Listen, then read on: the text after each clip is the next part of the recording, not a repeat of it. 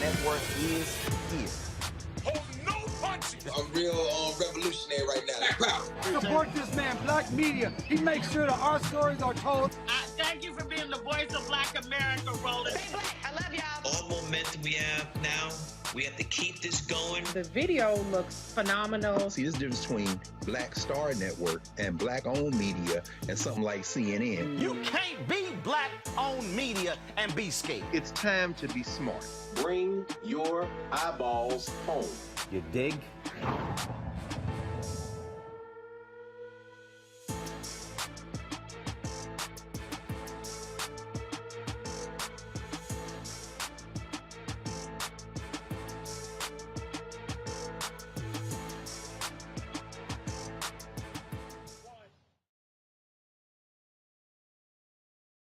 2022, Roland Martin Unfiltered, broadcasting live from Black Lives Matter Plaza here in Washington, D.C. on the second anniversary of the death of George Floyd. Coming up, we'll show you the White House ceremony. President Joe Biden signing the executive order dealing with police reform. Vice President Kamala Harris spoke. A number of CDC members were there, including the family members of many individuals who have been killed by police.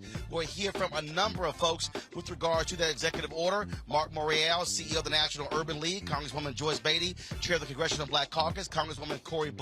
We'll also hear from Attorney Generals Keith Ellison of Minnesota, Kwame Raoul of Illinois, also Senator Amy Klobuchar, Senator Cory Booker. We'll also hear from the President of the National Organization of Black Law Enforcement Executives, as well as others. Also on today's show, we'll show you the clash today in the hearing on Capitol Hill between Senator Cory Booker and Republicans regarding the confirmation hearings of someone heading the ATF. There's not been a person confirmed by the United States Senate for the ATF since 2015. Republicans have been blocking that position.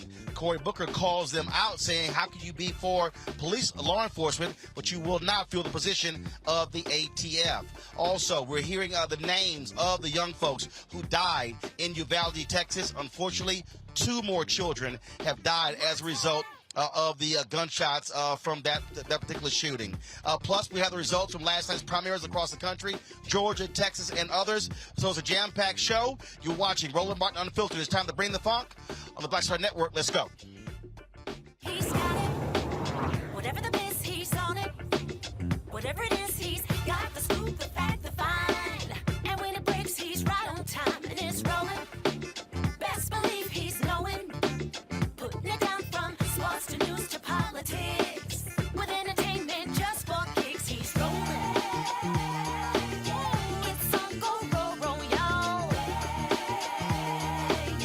It's Roland Martin, yeah. Rolling with Roland now. He's funky, he's fresh, he's real, the best, you know he's Roland Martin now.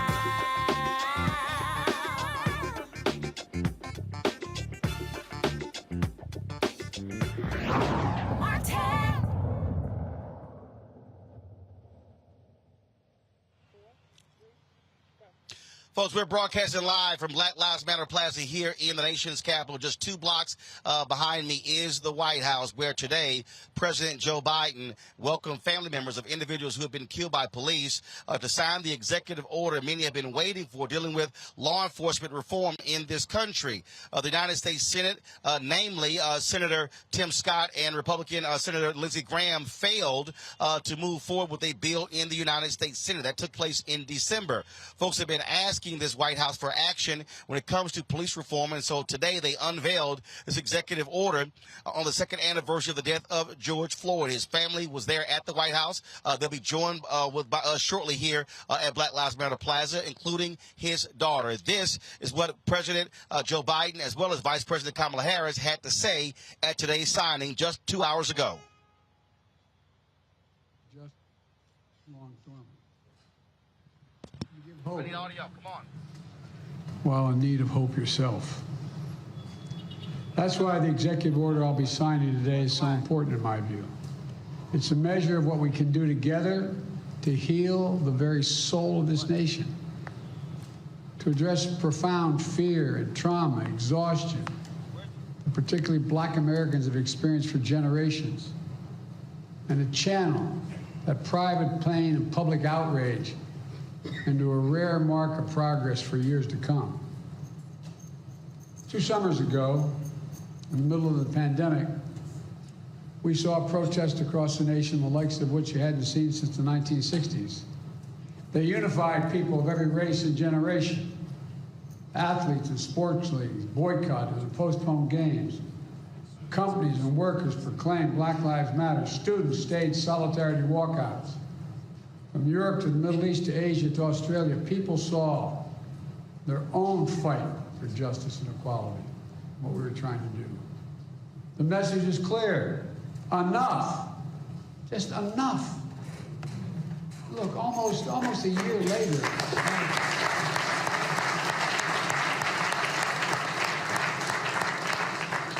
Almost a year later, the jury in Minnesota stepped up and they found a police officer guilty of murdering George Floyd, with officers and even a police chief taking the stand to testify against misconduct of their colleagues. I don't know any good cop who likes a bad cop. But for many people, including many families here, such accountability is all too rare. That's why I promised as president I would do everything in my power to enact meaningful police reform that is real and lasting. That's why I called on Congress to pass the George Floyd Justice and Policing Act. The Senate's in my desk. I know, of course, that today, following yesterday, that all of our hearts, of course, are with the people of Uvalde, Texas, with the parents, with the children, with all the folks who said goodbye yesterday morning to someone they loved, not knowing that that goodbye would be their last. Enough is enough. Enough is enough. As the president said last night, we must have the courage to stand up to the gun lobby and pass reasonable gun safety laws. We must work together to create an America where everyone feels safe in their community, where children feel safe in their schools. And of course, that responsibility that we collectively have to ensure that all people feel safe in their community is what brings us together today. It is an honor to be joined by the families of George Floyd, Breonna Taylor, and many others. And I've met many of you before, and many times. And many others I am meeting for the first time. I am moved, as always, by your courage. You have felt so much pain, and you have endured unimaginable grief. You have experienced the anguish of losing someone you love and cherish. And yet, you are here, as you have been throughout the days of your grief, standing selflessly, full of grace and resilience, to speak up, to speak out, often against odds, great odds, to fight for a world where no one has to experience what you have been through. Your loved ones should be with us today. You should not have to mourn. You should never have had to mourn in order for our nation to feel your pain and to understand what is wrong. I was at the White House for the signing ceremony, had an opportunity to chat with a number of people who were in the audience about this executive order, what it means for law enforcement, what it means for the black community, and what it means for the country. Here is their reaction. Well, it is good. We should first say that. This is the President of the United States standing up for accountability, for transparency. This is Joe Biden delivering on his promises to use the power he has to make us safer, to build community trust, and to really, frankly, make changes in law enforcement. But obviously, we have more to go. As he himself has said, there's still work to do, and we're going to continue that work, and we've got to get some legislation passed. Can the bill come up this year? Is it possible that it can get passed before November? Look, I think it's possible. It's possible before November or the lame duck. There's still work being done. There's still conversations and negotiations happening. I'm not going to take my hand off the plow until we get something done. All right. I'm saying it's great important. I'm saying Noble's been on this initiative from the beginning when it started. It passed Congress, but we had some problem in the Senate. We worked well with Cory Booker, and the president actually made this happen today. So we're moving forward, trying to get it passed through the Senate. Everyone talks about the sheriff should have turned order police, but Noble has been very clear about the need for police accountability. We got to hold the police officers accountable. We got to keep that that going forward because it's important. Just not for black law enforcement officers, for law enforcement as a whole. We got to build that trust back in the community, just like the president said. People got to start trusting the police. This executive order is necessary, but so much more needs to be done. But we worked closely with the White House to craft this order so it reflected the best of the George Floyd bill that we could include in an executive action document. So this is going to change federal law enforcement, and I just want to issue a call to action to mayors and police chiefs around the country to look at this as a model for the change they need to lead. I think today is a great start. We commend the president, the Congressional Black Caucus, and members like Cory and I and Karen Bass and Senator Booker.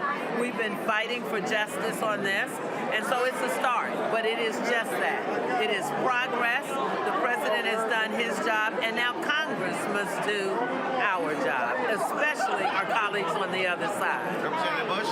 Yeah, exactly. 100% what the chairwoman just said. There's so many pieces. It's so nuanced, and we need so much. So much has been broken down that all of this adds up to accountability. It's adding up to transformative change that we need, that we've been fighting for a long time. Now we need actual law put in place that cannot be reversed when we get if we have somebody else in this seat. So we're calling on the Senate. We're calling on the Senate to do its job. The House, we did our job. Black Caucus pushed this thing through. We did this back in the fall. We got to get this done. So you of course, longtime mayor. You understand issues with police department. You actually called in the DOJ for your police department. Talk about this executive order for someone who says out there, you know what, I don't necessarily believe it does enough. Well, it's an important day for the Floyd family and for the country. There's a way to make sure that we have appropriate police and community involvement. The president put his muscle behind his word, signed an executive order about the way it's got to be right.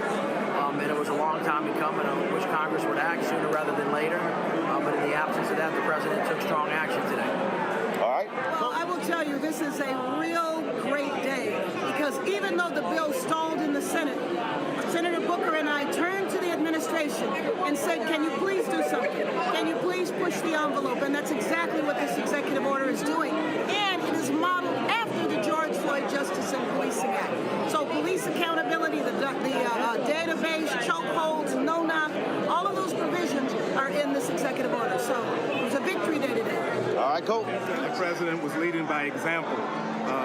The Congress is yet to achieve passing George Floyd Justice and Policing Act, but the president is not waiting. He is led by example, and states and Congress should follow. All right, cool.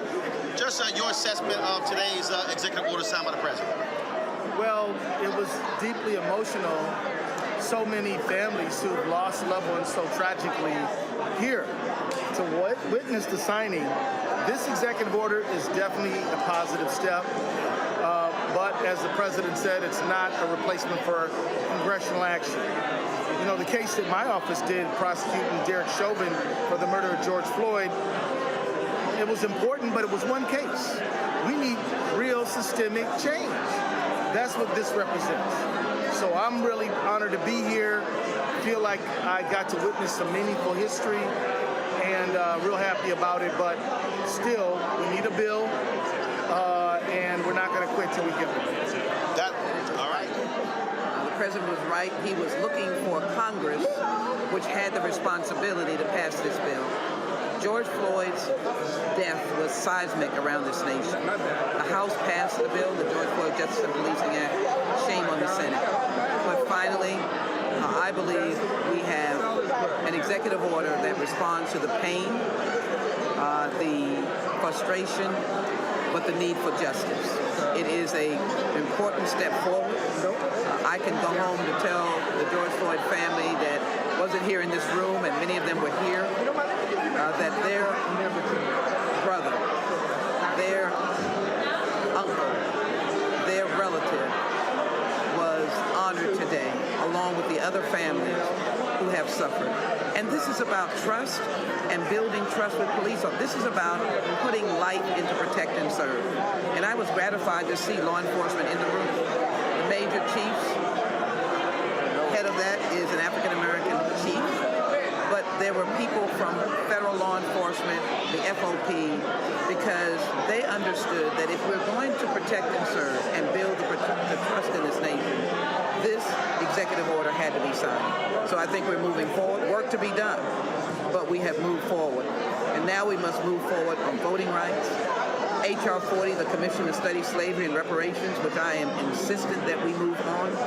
And we must move forward as well on the idea and the necessity of ensuring that November 22 does not see another reflection of oppression and depression of votes in this country. We will have something to talk about. This is a very good statement, but it's a very good action that the President has mentioned. We are acting today, and I think we'll feel the changes across America. Got it. All right. Step in the right direction of what the President can do through executive order. And I appreciate the fact that the President and Vice President Harris said and reiterated the need for the George Floyd Justice and Policing Act must get passed. So I think it was more important he did what he can from executive branch, but also knowing that the fight is not over. This is a great step. And we have many more steps to go for justice to reign when it comes to policing and for our communities to come together. This is significant because the president is basically saying these are the standards that we're holding law enforcement to, federal law enforcement. And what I like about it is, one, he can get it done like that. He gets so frustrated when things are messing around in Congress the whole time. But then the second thing is it sets a standard for other states and people can follow those rules. But what I really want to see, of course, is federal legislation passed. Senator Booker has been leading the charge in the Senate. We have to get this done. And it was wonderful to see George Floyd's daughter and the look on her face as she sat with the President of the United States. It was a glimmer of hope that we can get there. Folks, we are here on Black Lives Matter Plaza in Washington, D.C.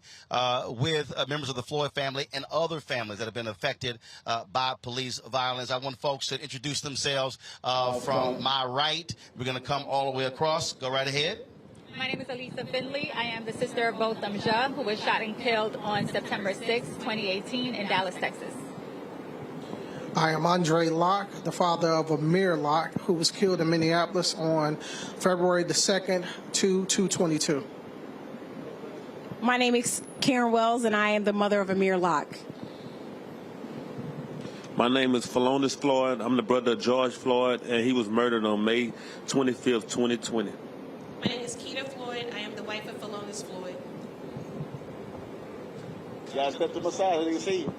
My name is Tiffany Hall, and I'm the niece of George Floyd. Attorney Ben Crump, attorney for the family of George Floyd. I'm Doc.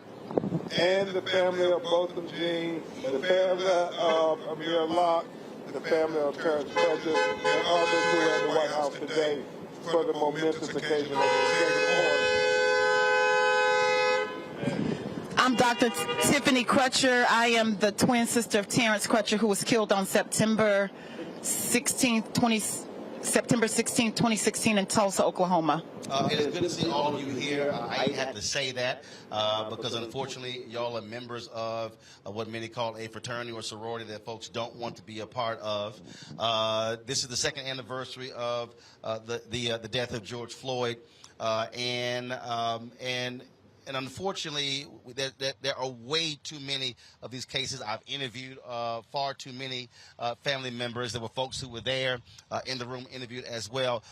Just want to get your thoughts first off on the executive order, on the signing. Clearly, we all wanted the George Floyd Justice Act to be signed into law. That didn't happen. Frankly, Republicans in the Senate didn't do their job. But just your immediate assessment of the executive order and what it means for the black community, what it means for law enforcement, what it means for this country. Anyone can start. Go ahead, Ben. Deferring to you. You know, I think as Attorney Monique Presley and I talked about, is incremental progress, and you have to continue to try to make progress any way you can. The president is extremely limited by what he can do based on our Constitution. He did what he could do today, and I think it was important, especially Roland Martin, to have that law enforcement accountability database where at least for the first time we have a governmental entity keeping track of police misconduct.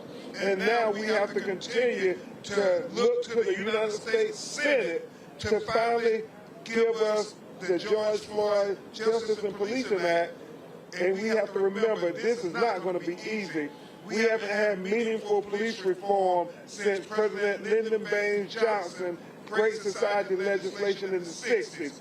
It was after Rodney King was brutalized in 1988.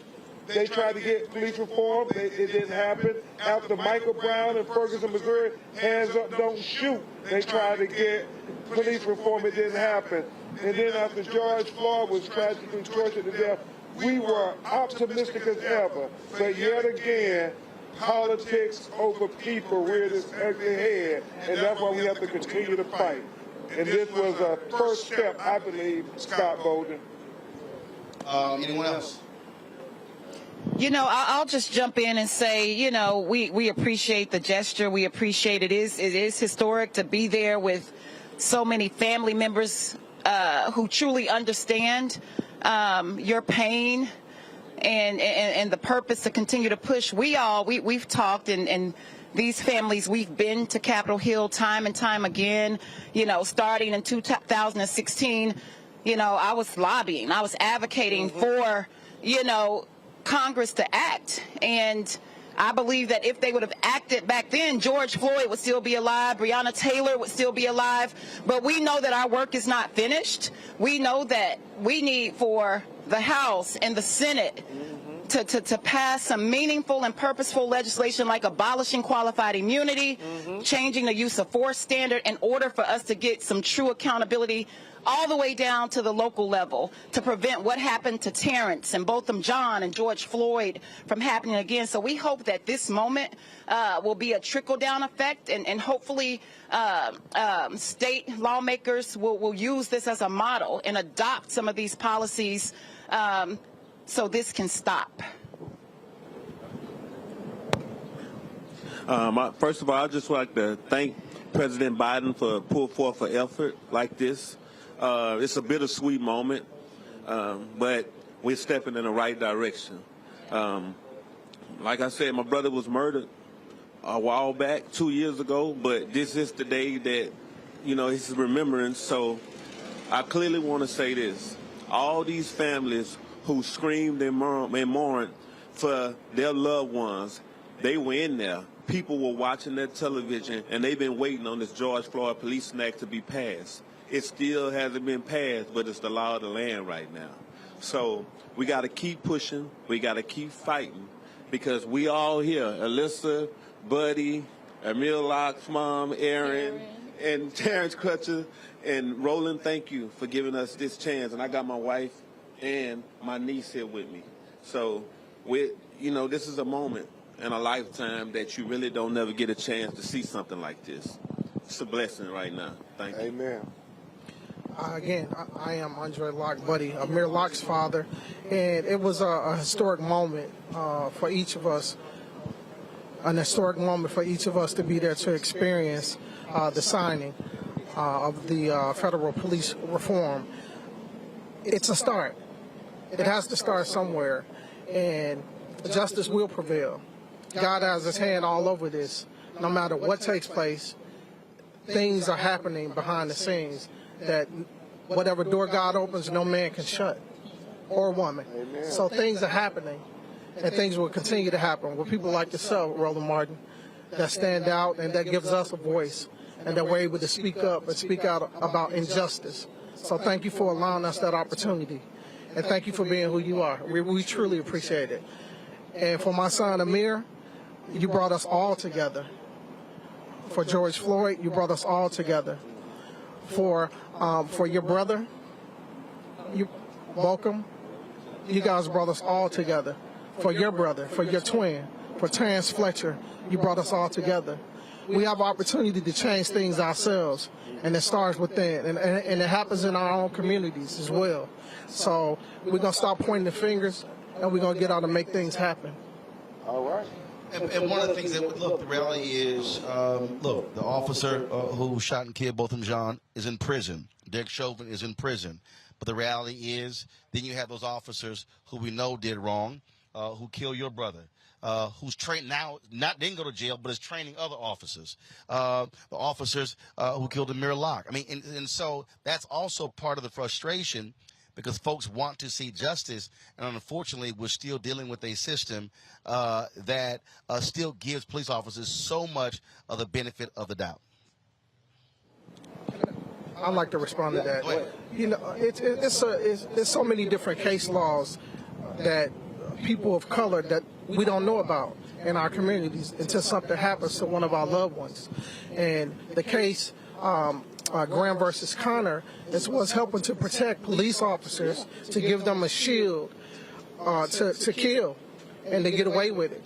So we should find a way that we can get back to the Supreme Court, and we can find a way to change the language of Graham versus Connor, where it protects the officers as well as the civilians. So this way they won't only look at it through the eyes of the officers, but they can also look at it through the eyes of the victim. In our son's case, who was sleeping. So I would just say this to what Andre Locke said. Graham v. Connor and Gardner v. Tennessee, which Attorney Bolden and Attorney Presley know all too well, Roland. It was the Supreme Court creating law, judicial law of qualified immunity. And then it was ratified by the Congress. And it has been the law of the land. It's the reason why Jacob Blake killers were not charged, the reason why they can't bring a civil suit. This qualified immunity is probably the worst law I can think of, because what it encourages police officers to do is not be prudent, to be unreasonable, and it doesn't matter.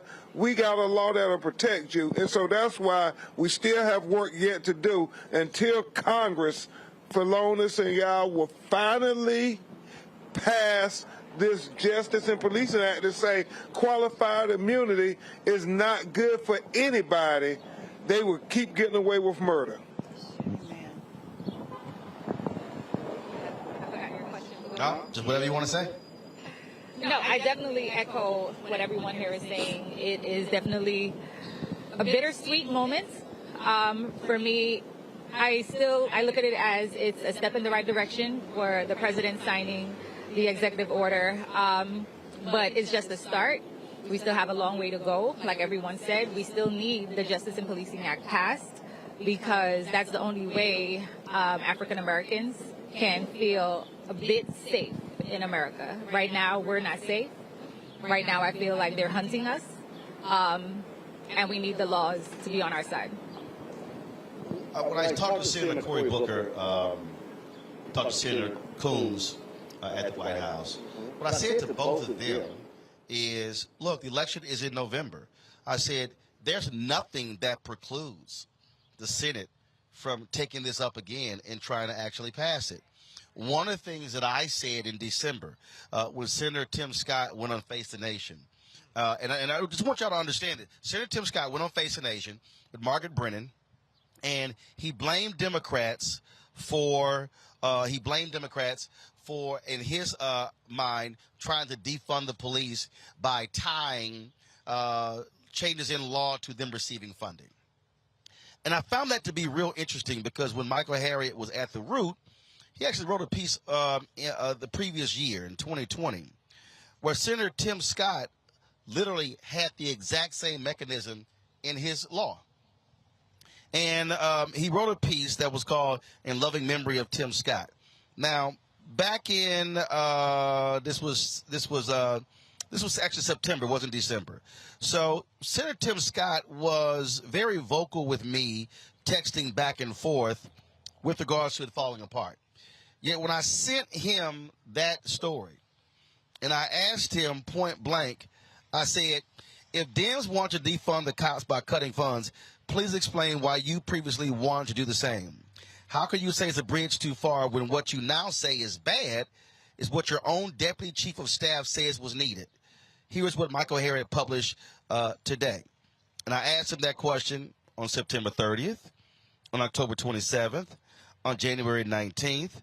The very same thing. I even said, Senator Scott, it's been 2.5 months since I asked you to explain the difference between what you accused Dems of doing on the Floyd bill and what you proposed last year. Why have you and your staff gone silent on your own proposal? What's the difference? Still no response. I think what the president should do, the president should ask all of you to come back to the White House, invite those Republicans, and say, sit across the table and let's put this bill back on track. Your thoughts? If I could just jump in, and I agree with you, because we met with Senator Scott and we met with Senator Graham, and we sat across the table from them, and, you know, they misled us. You know, they told us that we're going to get something done. And when it fell apart, we got a call from Senator Booker, you know, to express his disappointment, but we didn't get a call from Senator Scott. We didn't. I mean, I called the office and, you know, they told me, oh, he's busy right now. I said, I don't care if he's busy. He made promises to us, and he did not keep those promises. And so he's doing what's politically expedient. And he said, hey, it's just dead, it's just dead. And what we expressed to him, Alyssa and I, we told him our brothers are dead. That's what's dead, and we are tired of you playing politics with our you know, with our loved ones. We are tired of you negotiating if we live or die.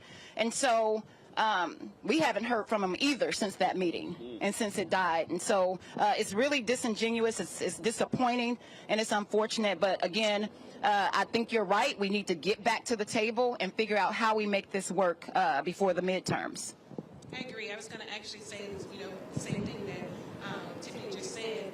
One of the things that I like to really touch in on is that one has past nightmares, you know, and for us to come to the White House and always get a Band-Aid, you know, that's unfortunate for us because we go right back and we're going through the same things over and over again. And at this moment, we're just asking for closure. And one step ahead will be passing the George Floyd Justice and Policing Act. Right. I just really think, again, if the White House doesn't demand it, I just personally think that that's something that the families should say to this president. Call that meeting at the White House. Ask them to come to the White House and then see if they actually show up. You got people, Senator Scott's running for re-election. You got other people running for re-election. And you're right, he made all those promises. And the Republicans kept saying, and I heard Senator Lindsey Graham say, we are going to get this done. And they didn't. We don't want to worry about Bill. We want you to look at everything that we're asking you to do because it's protecting our children, our children's children. This is our future. And so we're just fed up and we're just asking for some type of closure. And I will say I was able to speak with the brother of Walter Scott, Anthony Scott, who was very disappointed out of South Carolina with Senator Scott, who, you know, said that he was going to get this done. And so, you know, we do need to, you know, hold him accountable for his lack of action and his lack of disrespect to the families. He could have at least had the common courtesy to say, hey, this is where we are and this is why. But you went and you lied and said that it was the Dems' fault and that the Dems can't have everything they want. Again, this is not about politics. Right. This is about if we live or die. And so... So that fell apart in September, and none of you heard from Senator Tim Scott or Senator Lindsey Graham or the Republicans. No, and that same weekend I ran into Senator Manchin and, you know, tied him down and I said, hey, what do you think about this? He told me he would go and meet with them and that he believed that this should happen and hadn't heard from him either.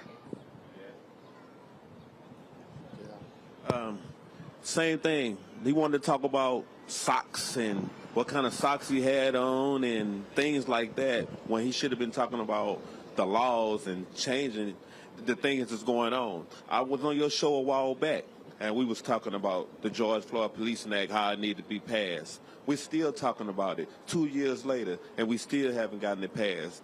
It was Lindsey Graham and Timothy Eugene Scott. They sat there. They said, hey, we're going to get this done. Everybody was in there, Ms. Carr, Ms. Crutcher, Ms. Alyssa, everybody representing their families. And we're still here today fighting for these same rights all over again. Same thing. It never stopped. We're still here doing the same thing, and we're speaking to Roland about the same issues every time we come down here. I ran to a white couple from Texas a little bit earlier, and we were talking about, and they asked me the question, do I think a lot has changed since the death of George Floyd? Then they asked me, what do you think people should be doing? And in every single case, all of you dealt with, there were people who were protesting, there were people who were out there, people, and of course, when George Floyd was killed, people were all over the world. And the thing that I said to that white couple, what I said to them was, I said, part of the problem is all of those people who were out there went back home. Yeah. That protesting in the aftermath of his death, and the death of Terrence, and the death of Amir, and the death of Botham Jean, and the death of John Crawford III, and the death of Michael Brown, and the death of, I mean, I've had to interview the death of Sandra Bland. I mean, I can go on and on and on. Folk went back home. We also need all of those people, all the people who are black, people who are not black, to be putting pressure here. That's right. Imagine if all of a sudden they looked up and 10 or 20,000 descended upon Capitol Hill when they were here saying we're going to go to all 435 House offices, all 100 Senate offices. And so part of this is also getting the public to understand that they have to stay engaged, because if you study the Black Freedom Movement, so-called Civil Rights Movement, that thing wasn't just the protest in Birmingham or in Selma. It was a constant state of pressure. That's right. That's the thing. We go home and we get comfortable, and we forget until there's another victim. And we shouldn't have to wait for another victim for us to remember that we need to act. If we did something before, if we applied all the pressure, like everyone that came out to protest for George Floyd, if everyone applied pressure to their senators, to their government, maybe Amir Locke would still be alive right now.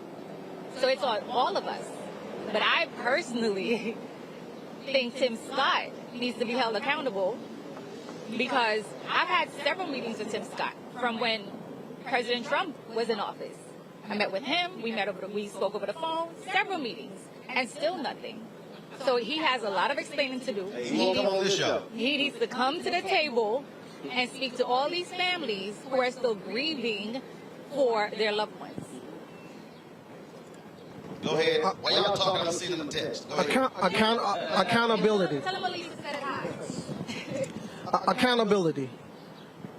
Why is there such a lack of accountability all around the country? With police, with the politicians. No one wants to be accountable for their own actions. All we're just saying is, be accountable, admit that you were wrong, and change it. Because if it happens to their children, the laws will change immediately. Immediately. The same way with drugs. When crack cocaine hit the inner cities, it was okay. But when it hit the suburbs, it was such a windfall. Everybody went crazy. Then it was the war on drugs all of a sudden. So it shouldn't have to happen that way. We shouldn't have to humanize our children or our brothers or our family members. Yeah, and I just want to say that the president said, I just want to quote that public trust is the foundation of public safety. And that's what we have to remember. You know, it's not us against them.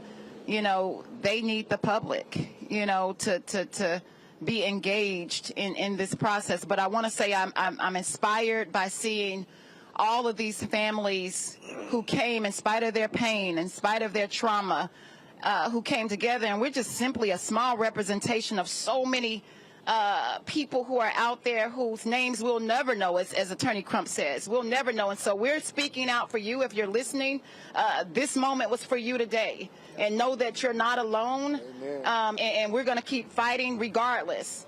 And I remember the last words of my brother that he spoke to me. God is going to get the glory out of my life. And I believe that this moment today, this historic moment, is living proof. And so I just want to say I love you all, and we're going to keep doing this, and we're going to keep fighting together. Amen. The last thing, what do y'all have to say to all of these corporations that made pronouncements in the wake of the death of your loved ones, but especially since George Floyd, to the tune of $30 to $50 billion. Folks made all kind of announcements that we're going to do this, we're going to do that, and very little has been done.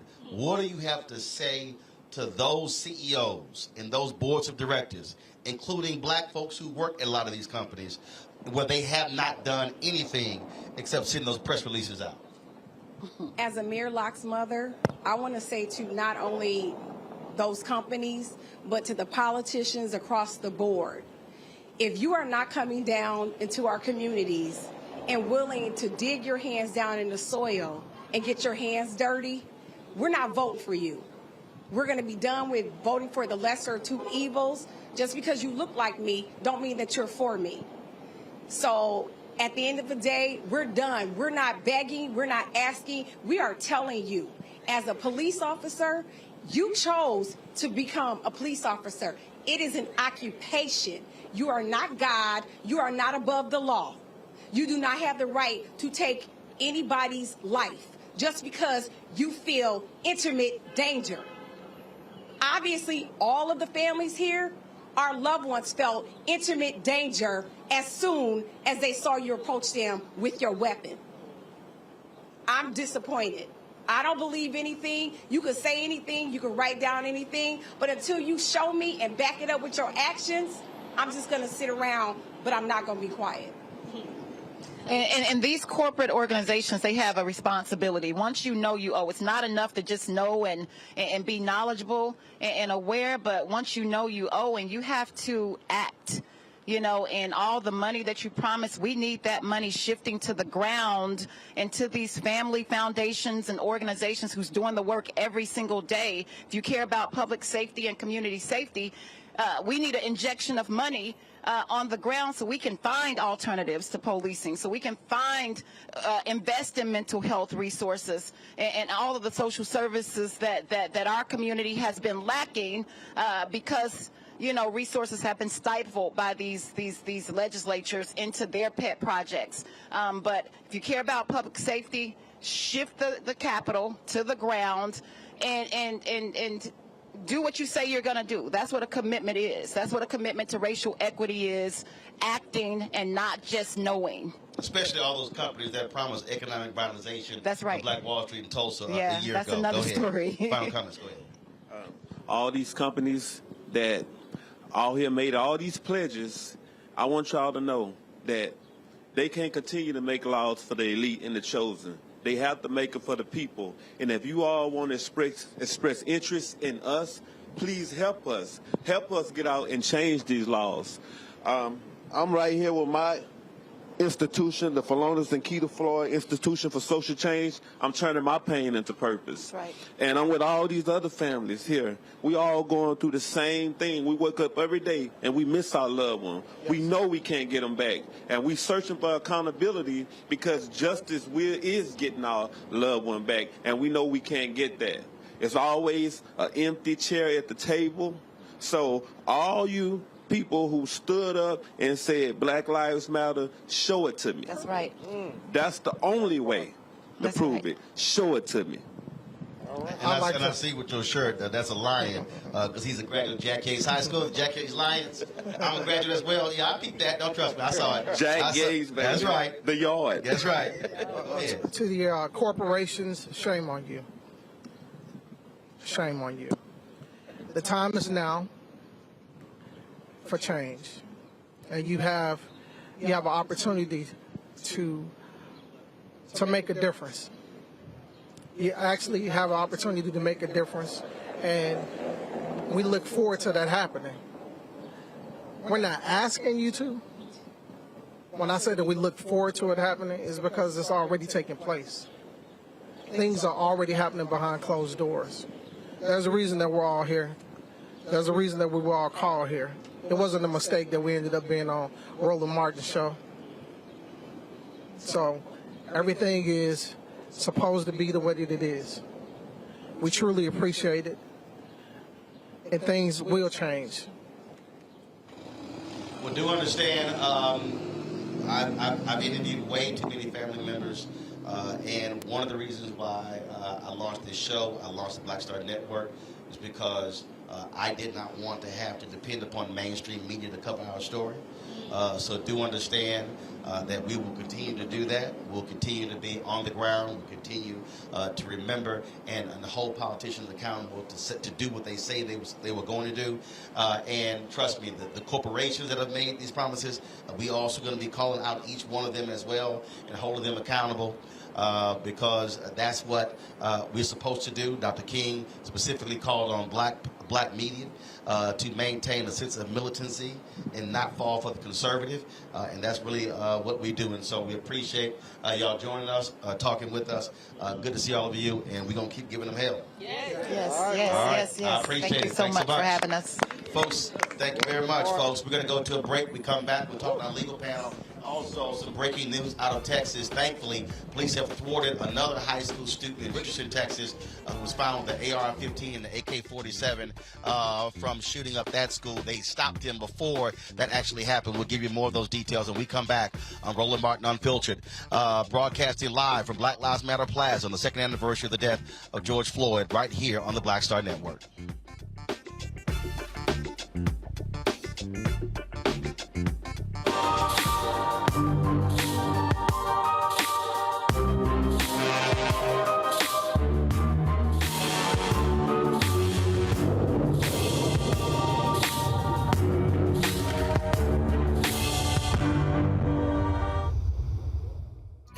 Next on A Balanced Life, we're talking everything from prayer to exercise to positive affirmations and everything that's needed to keep you strong and along your way. That's on A Balanced Life with me, Dr. Jackie, on Black Star Network.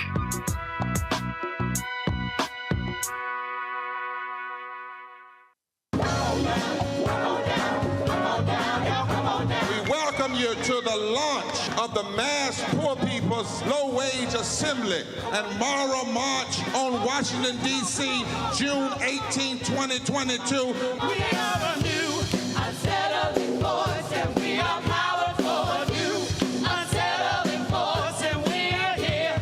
We're rising up to demonstrate the compelling power that we, poor and low-income people, have to reconstruct society from the bottom up.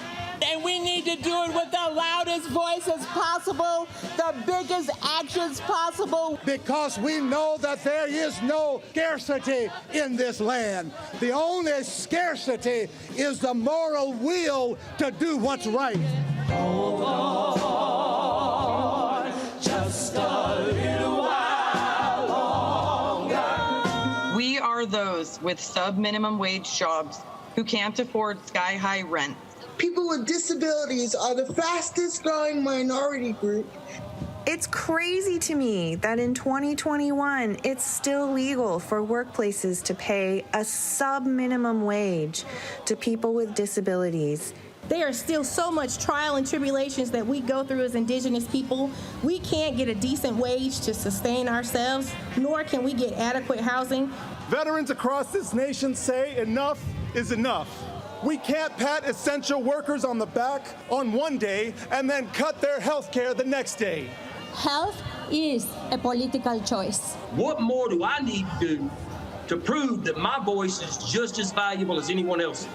There are still forces in denial that would try to slow walk our transition to a clean economy and a just future for us all. We have an immoral system run by immoral people.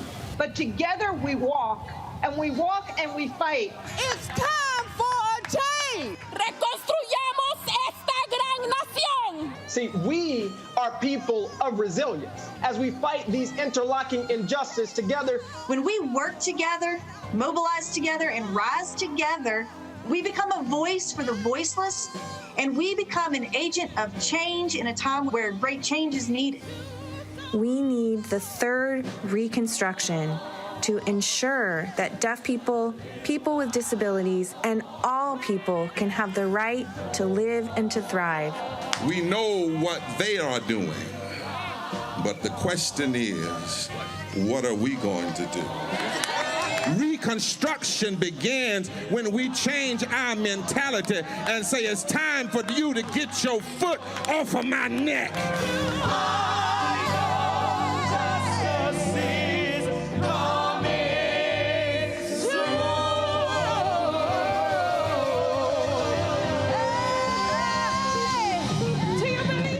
This is Cheryl Lee Ralph. Hello, everyone. It's Kiara Sheard. Hey, I'm Taj. I'm Coco. And I'm Lily. And we're SWV. What's up, y'all? It's Ryan Destiny, and you're watching Roland Martin Unfiltered.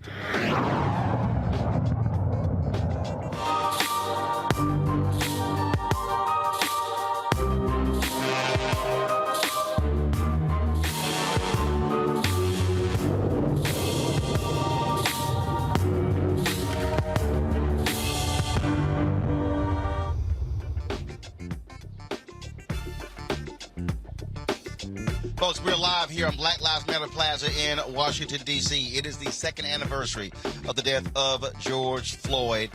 We continue our coverage here. Joining us now, our legal panel. We always have lawyers every Wednesday on the show. To my left, Damien Hewitt. He runs the Laws Committee for Civil Rights Under Law. It will hurt Scott Bowden's feelings significantly to know that you are an alpha. Well, of course. Yeah, of course. That's how we roll. Monique Presley. Hold up, Monique. You got 5 different new titles. So they sent me. I don't have them right here. So go ahead. Give all your titles since I don't have a teleprompter here. So go ahead. Wow. I'm a legal analyst, but I am also host of Make It Make Sense with Monique Presley, daily digital show. IG Live noon daily. See, too much damn content right there. All right, we got Scott Bowden down there. I have my resume. I just want to read it. Kappa, lawyer in D.C. Extraordinaire. Right, so let's get right to it. Y'all lawyers, y'all see this stuff.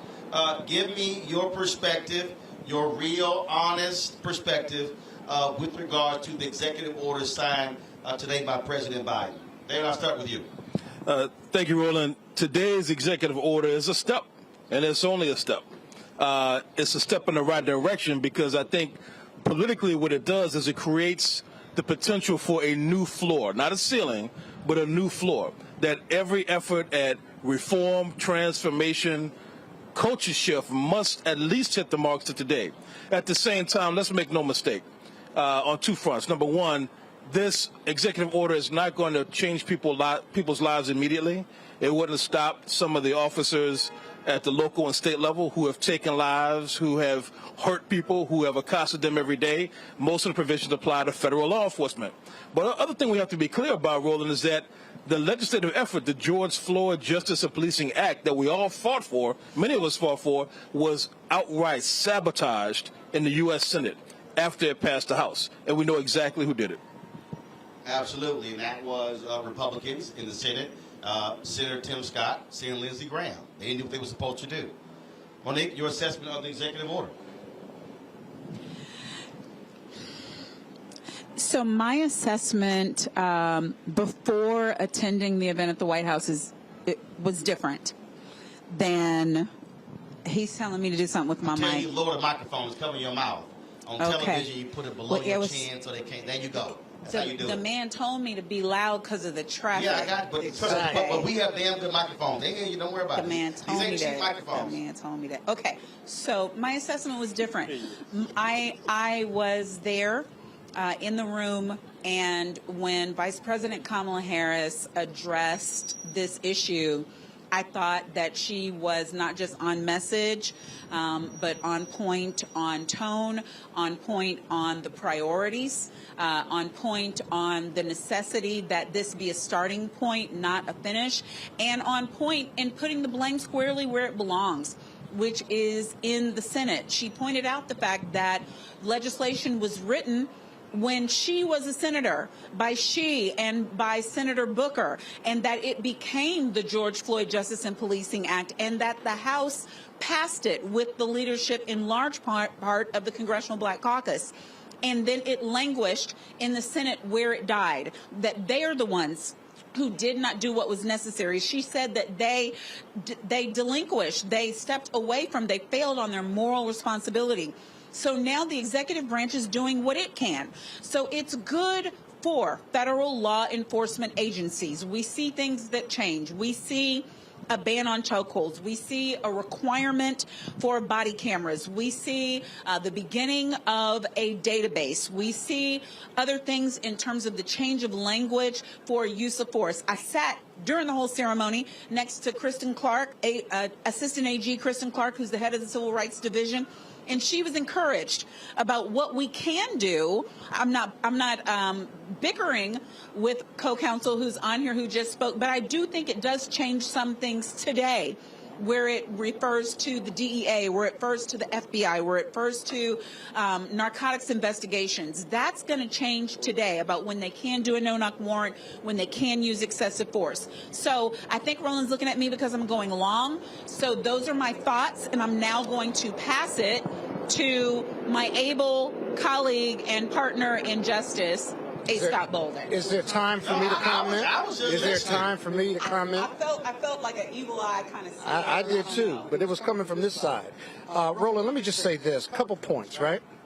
One, it's persuasive but not dispositive, but it's a good first step, as my colleagues have said. It's a huge step in the District of Columbia, though, because there are more federal police officers here than anywhere else, along with our local police officers, and very often they are accused of bad acts. So it's huge for the District of Columbia. But if we want real change, let's be real clear, right? There's a midterm election in September or November, if you will, right? We have to take the Senate back, right? We have to build on what we've done in the House. We can't lose seats. It looks like we're going to lose some seats in both houses, but black people, the base of the Democratic Party, can make a difference. This is the time now to make that difference. Whether you're going to the polls over the Roe v. Wade being overturned, the possibility, or you're going because of George Floyd, whatever reason, or you're going because people died for you to have the right to vote, this is the time to get this done. And it's the only way it's going to get done. And so we need to make sure that our get out the vote efforts in Georgia and elsewhere are connected to the George Floyd Police Act, because we can get it done in the next Congress. Roland, I think Scott is a convert. Yeah, because, go ahead. He was singing a completely different tune 3 weeks ago. I said we need to do it. He said all is lost. I didn't say we weren't going to do it. He said it wasn't going to happen. We got into one of our most hated exchanges behind that. The Dems are a long way from the midterm, from winning the midterms. I'm encouraging people to vote because it's tied directly to the legislation, the Voting Rights Act, as well as George Floyd Policing Act. It's tied to that success. I've been very consistent about that, as opposed to you and Roland telling me about what Tim Scott and the South Carolina senator were going to do, as you sat next to them and you looked them in the eye and you believed them. At least that was about 6 months ago, a year ago. I never believed him. That's what you're referring to. You are exactly right about that. I'm going to own it, because I never believed Tim Scott because he never said anything believable. But what I did accept as true at that point was that they were actually trying to do some work, and Senator Tim Scott turned out to be a fraud and a liar. The greatest hypocrite. I will never. In the Senate. I will never. No. I said to Attorney Crump and anybody else who would listen, if being on the team involves sitting and meeting with that man, count me out, because there is no credibility to his name. He is a discredit to our people. I expect nothing from him by way of anything that would keep our children safe, that would keep women's bodies safe, that would keep, go ahead and tell me you grew up poor. Well, apparently you don't remember it that well. You talk about it, but it doesn't touch you anymore, because he had an opportunity to do something and to push legislation. And I believe Lindsey Graham, when Lindsey Graham said, sitting next to me, if it's going to happen, it's going to happen with Tim Scott right there. Right, and that might have been that might have been misdirection. But here's the thing: it wasn't misdirection. He had that power.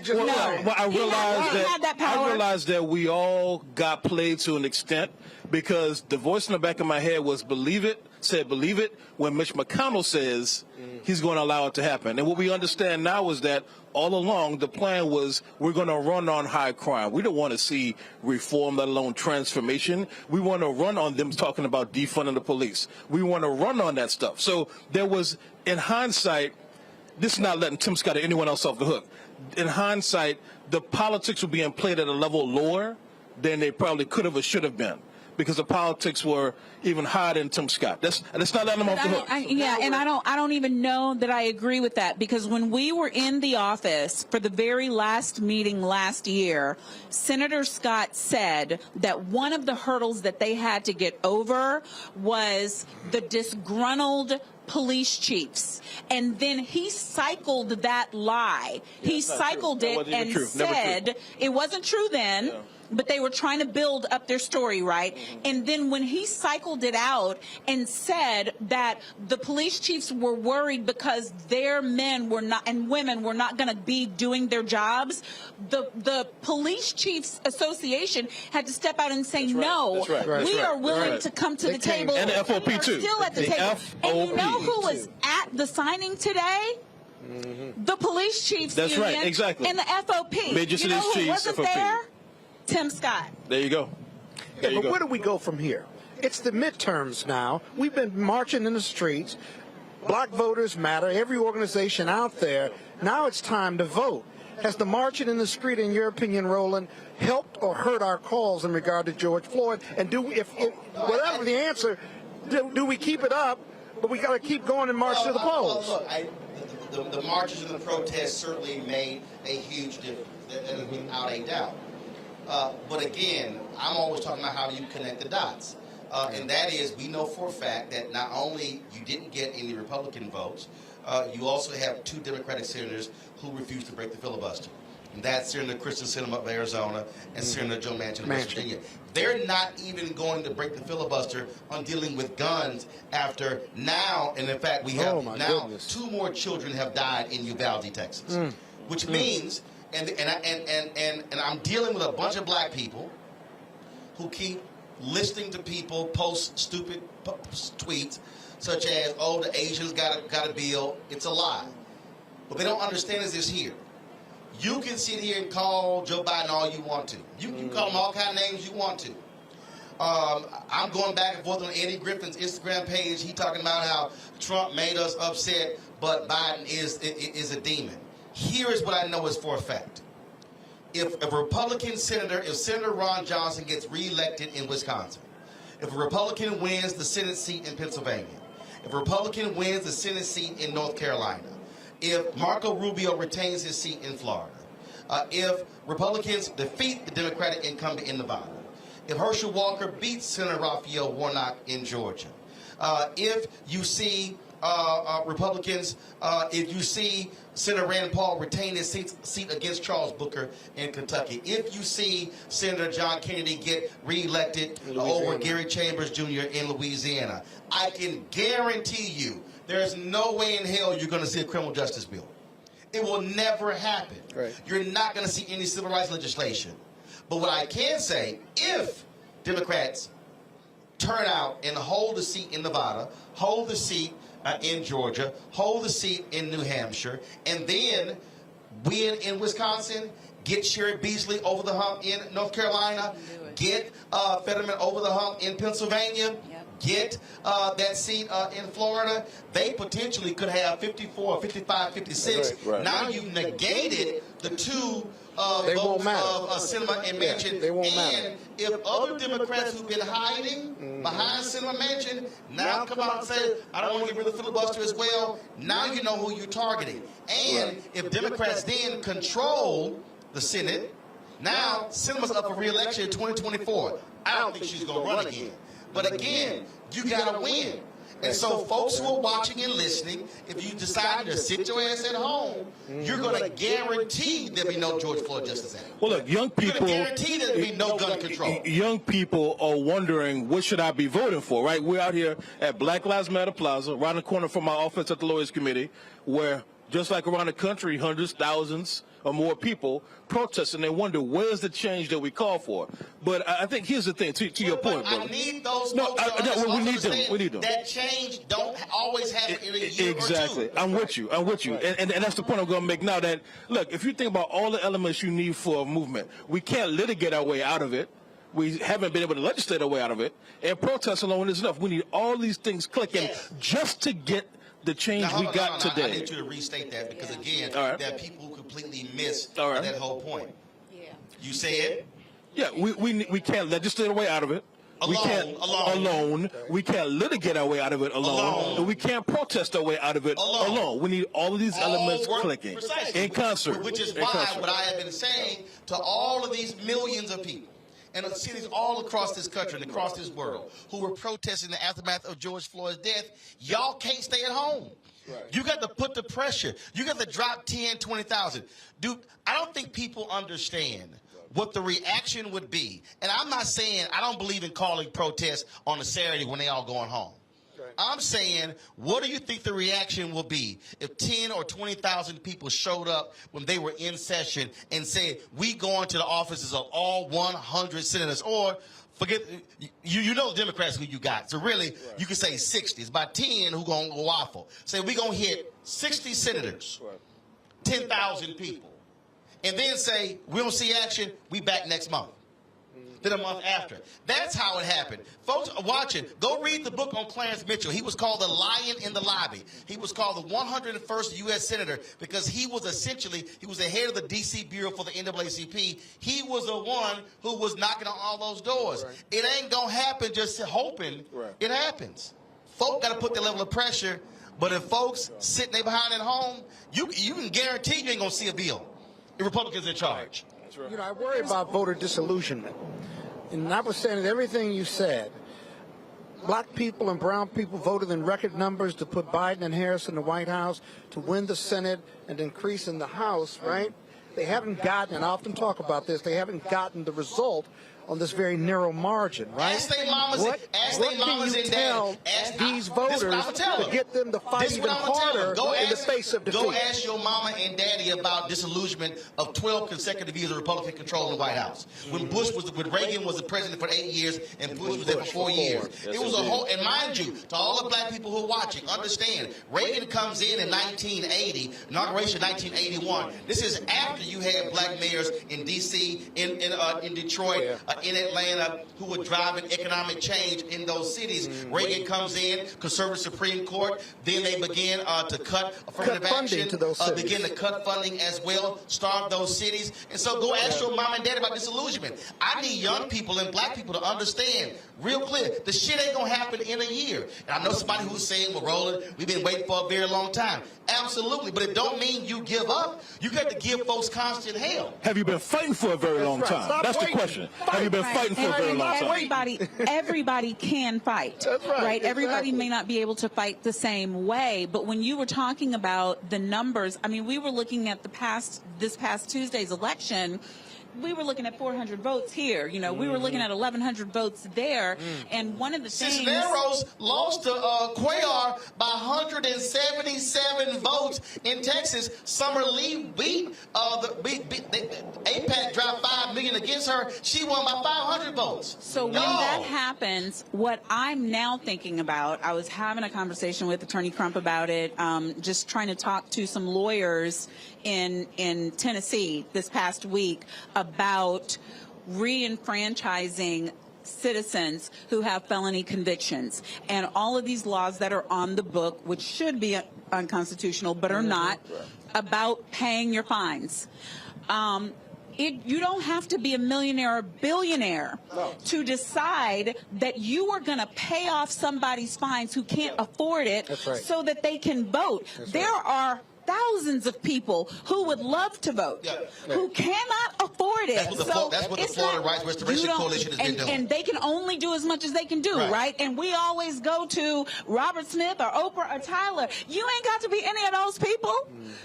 You can be a thousandaire and help somebody who can't afford a $200 fine to make sure that they vote. Make a donation to those organizations. I want to bring in Ms. Ginoa, co-executive director of the Black Visions Minneapolis. She joins us now from Minneapolis. Miski, glad to have you on the show. Talk about what has happened there.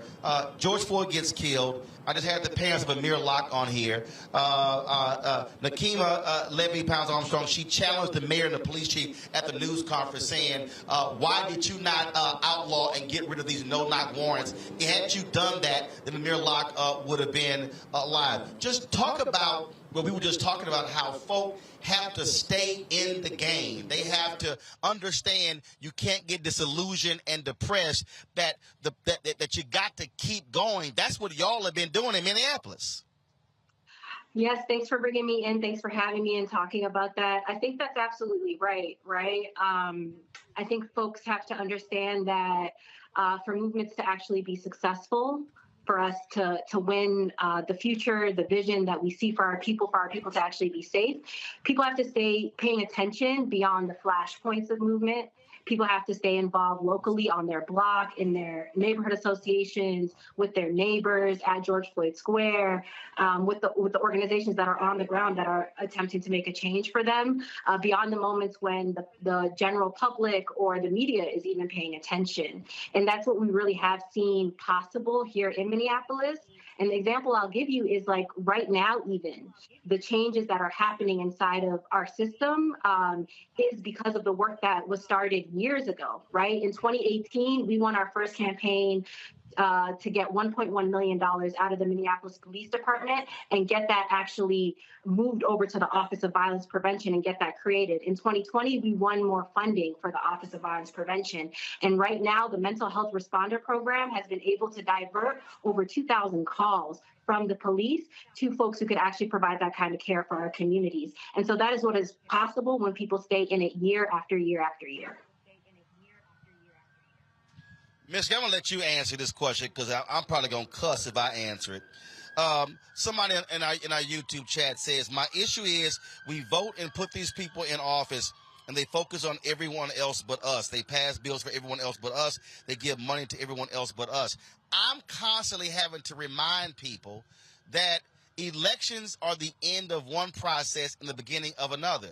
There in Minneapolis, y'all didn't just vote. Y'all kept going to the council meetings, the school board meetings. Y'all kept going to the committee meetings. And I think that's part of the thing that for a lot of people, they think voting, okay, I voted, I'm good. Cory Bush is there. Ayanna Presley's there. AOC is there. Rashida Tlaib is there.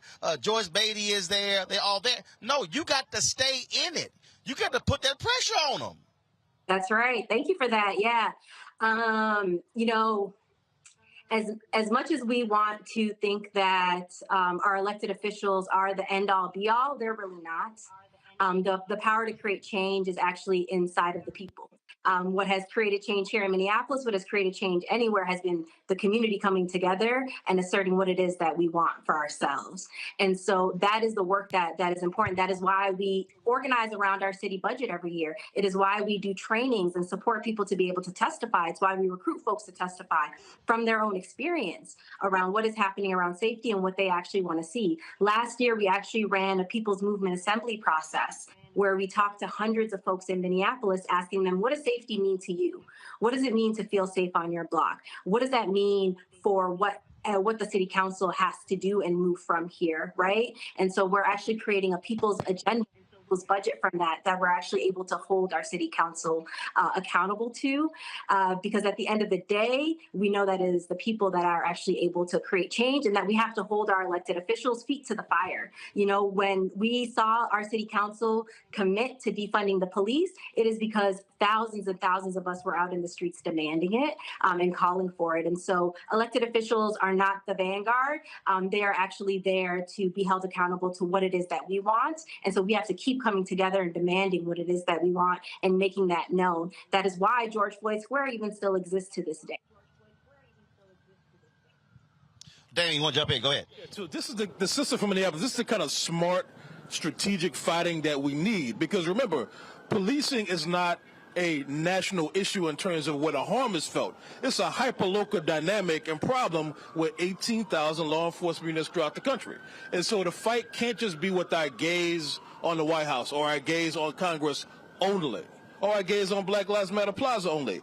There's a Black Lives Matter Plaza, there's a family in mourning, there's leadership, and there's power and activism in every community in this country if we harness it and if we leverage it, and if we work together in concert. So I commend what they're doing in Minneapolis. They've been fighting for a long time, and they're sustaining that fight with new leadership, and I love to see it. But what's amazing about that dynamic that you just talked about is that it's a very local issue, but it's happening in thousands of police departments that rises to a national crisis in regard to police violence against people of color and their lack of training and who and why and how they're hired, right? Like, who are you hiring to give a gun and a badge to?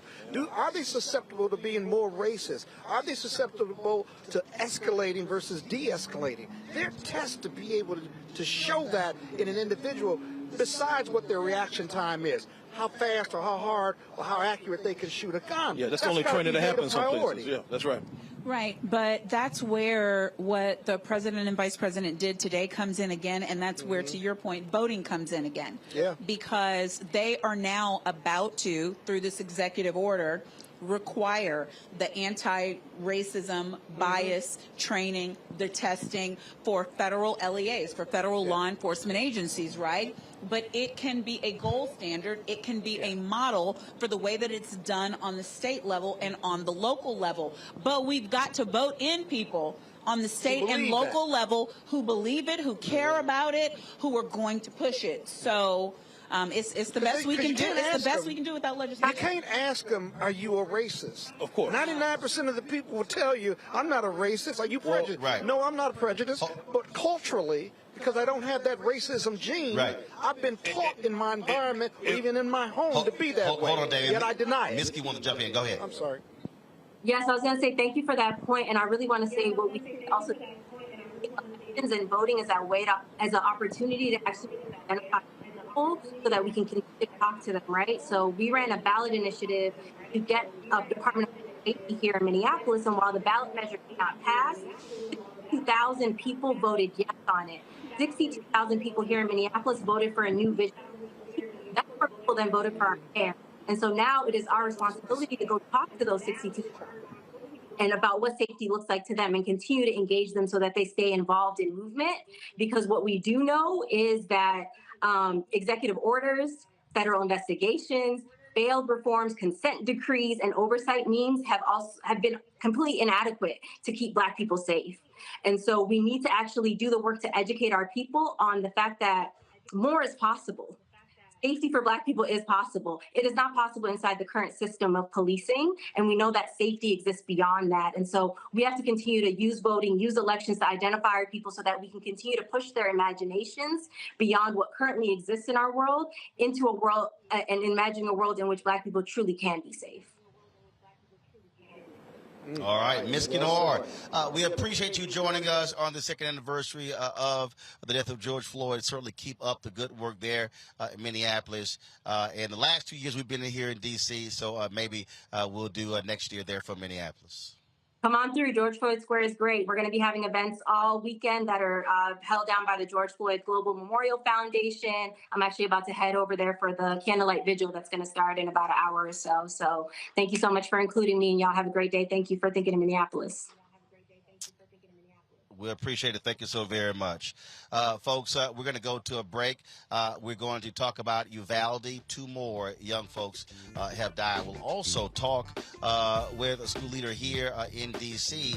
About, again, what students, what teachers, what parents are saying in the wake of this last shooting. And we'll also give you the breaking news where police have thwarted a second shooting in Richardson, Texas. We'll give you those details when we come back. You're watching Roland Martin Unfiltered right here, broadcasting live from Black Lives Matter Plaza in the nation's capital on the second anniversary of the death of George Floyd on the Black Star Network. Back in a moment.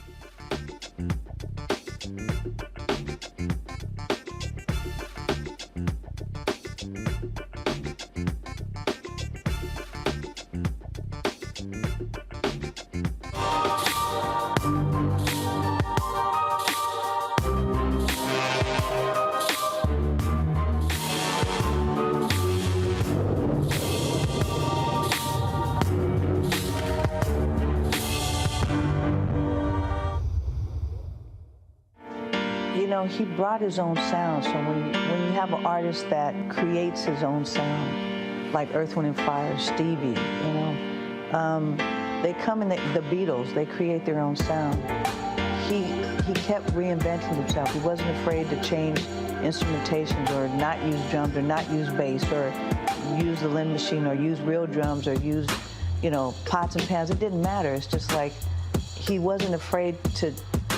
The sound was different every time he did an album, completely different, And the things that he wrote about, it was things that he felt he needed to speak about. So a lot of honesty, whether he would admit to it or not, there was a lot of honesty and a lot of things that were real to him. When he gave, you know. I think for me, he is my favorite, my #1 favorite guitar player in the world. He was. He played with, I mean, and especially I loved times me playing drums with him, he and I playing together. When I played drums, it was a whole nother thing.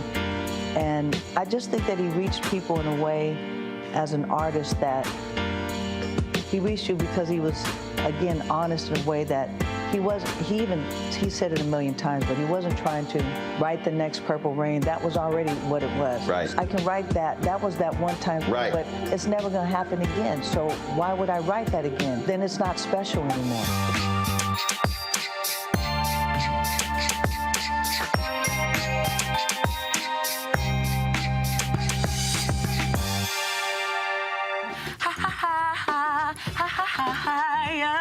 Hey, I'm Antonique Smith. What up, Lana Well, and you are watching Roland Martin Unfiltered.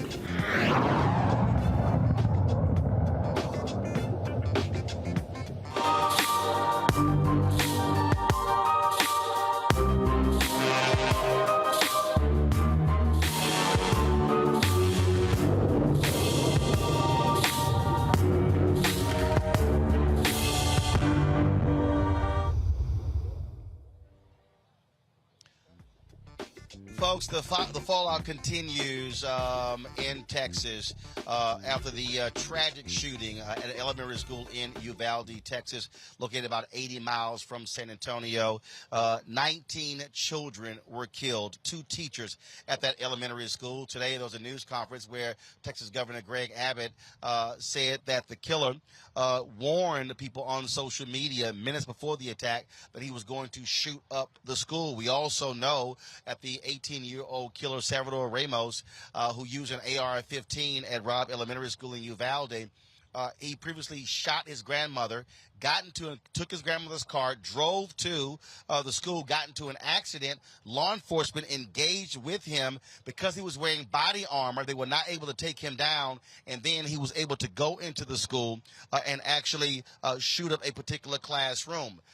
Now, many of these elected officials, mostly Republican, held a news conference today there in Uvalde, but former Congressman Beto O'Rourke, who was running for governor of Texas, challenged those leaders when it came to their inaction on gun control. Watch what happened.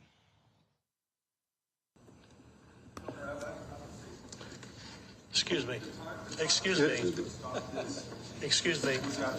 Sit down. You're out of line and an embarrassment. Hey, sit down and don't play this stuff. The next shooting is right now, and you are doing nothing. No, he needs to get his ass out of here. This isn't the place to talk this over. This is totally predictable. When you, sir, you're out of line. Sir, you are out of line. Sir, you are out of line. Please leave this auditorium. I can't believe you're a sick son of a bitch that would come to a deal like this to make a political issue.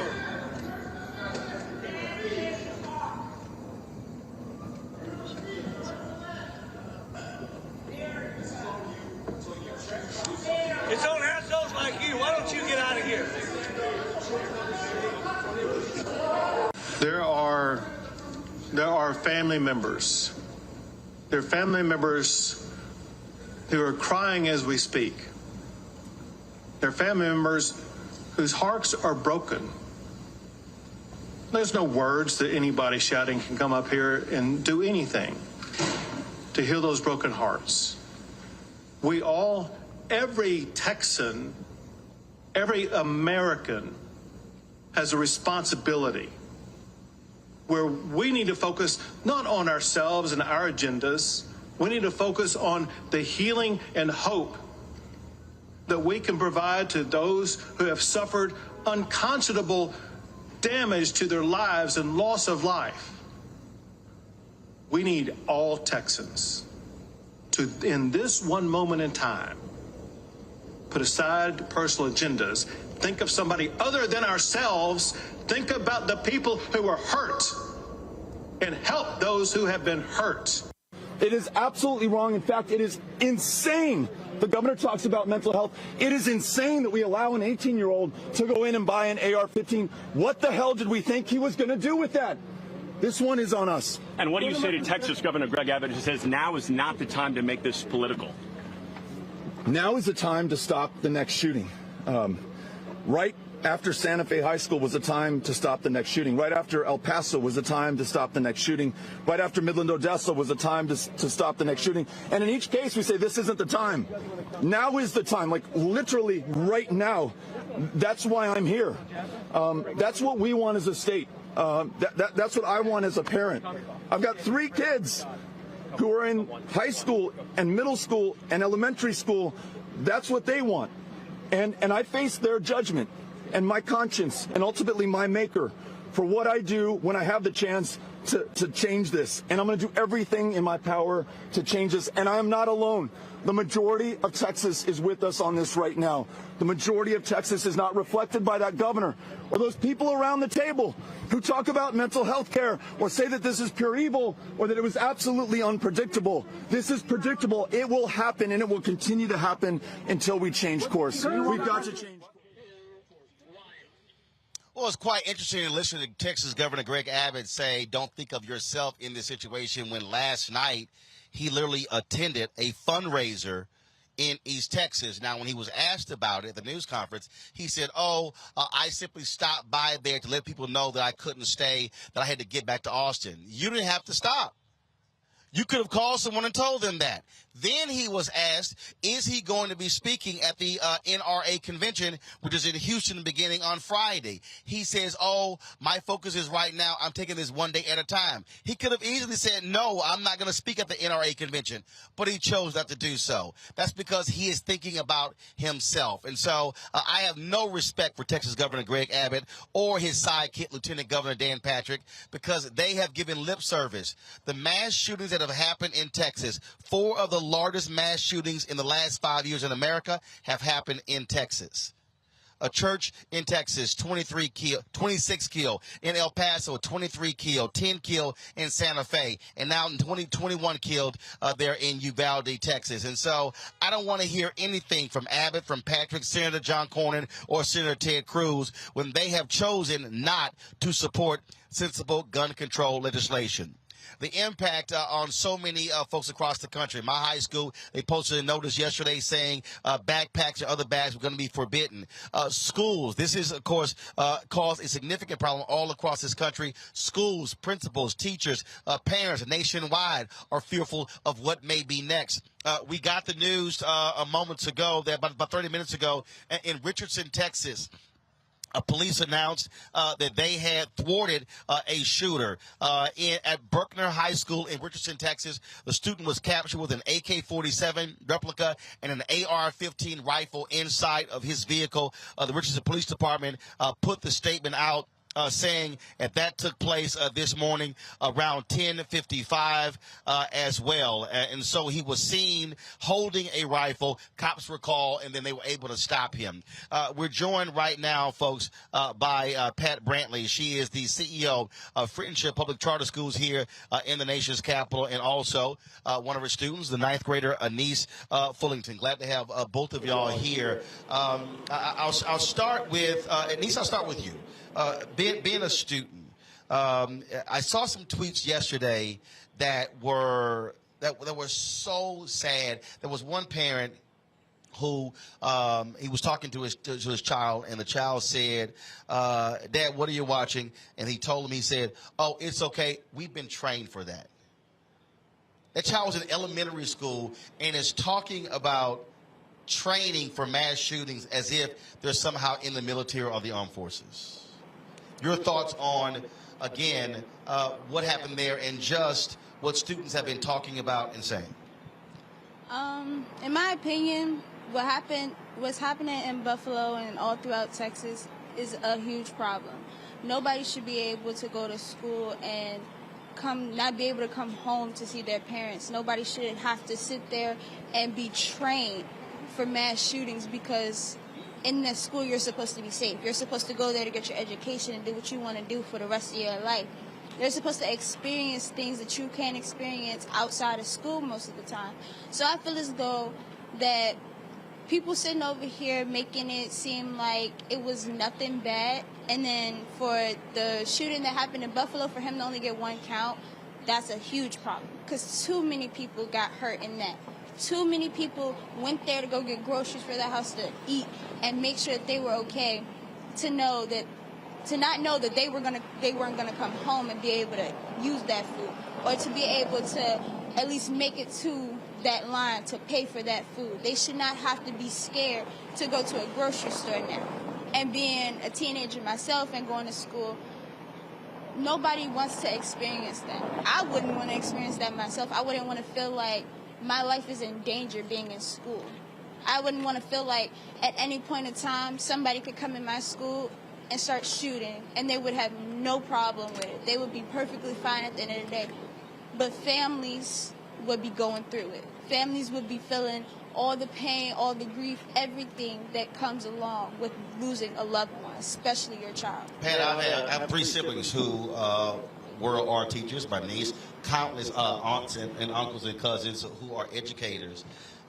We now know that those 2 teachers literally threw their bodies over students, shielding them. One of the students that survived said that his life was saved because she put her body over that.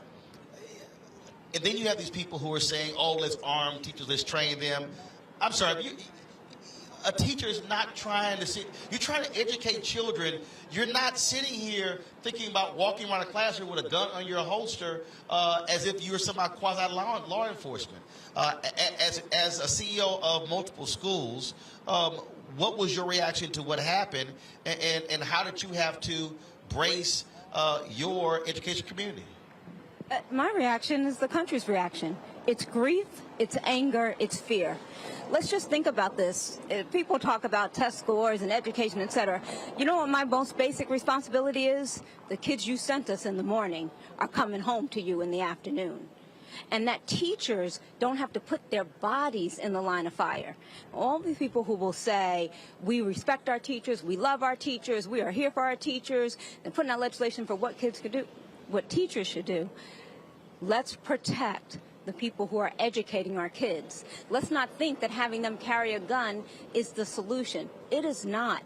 Our teachers right now are training 3-, 4-, and 5-year-olds to shelter in place. They are figuring out how to lock down their schools and their rooms so that someone won't come in and shoot them.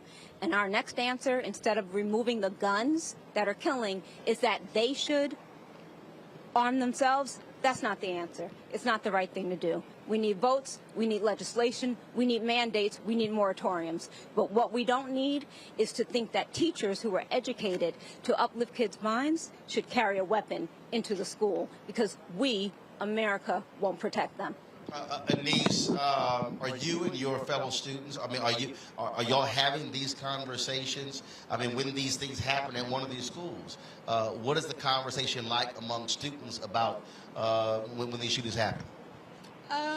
Yes, we are having plenty of conversations. When it comes to our school, our teachers are always bringing things outside of our classrooms and outside of our building so that we get the understanding of things, and we all have our different opinions, but we all understand that everybody sees things in a different way. We all understand that when we're talking about the situations that are going on, we automatically know, like, everybody's gonna have things to say. You might not like it, but that doesn't give you the right to disrespect them in any type of way, because these are people's parents and these are people's sisters and brothers who have been hurt. These are little kids who didn't get to experience life as much as they should, and nobody should have to throw their body over no kid to protect them, because they should already be safe. Nobody should be understanding the fact that at any point in time anything could happen. My life could be taken in a split second in school, where I'm supposed to be learning, I'm supposed to be experiencing, but... Supposed to be safe. Yeah, you're supposed to be safe, and you can't even be safe. You can't even trust people within your community because you don't know what's going to happen. You can't trust fellow classmates who have also caused mass shootings within schools.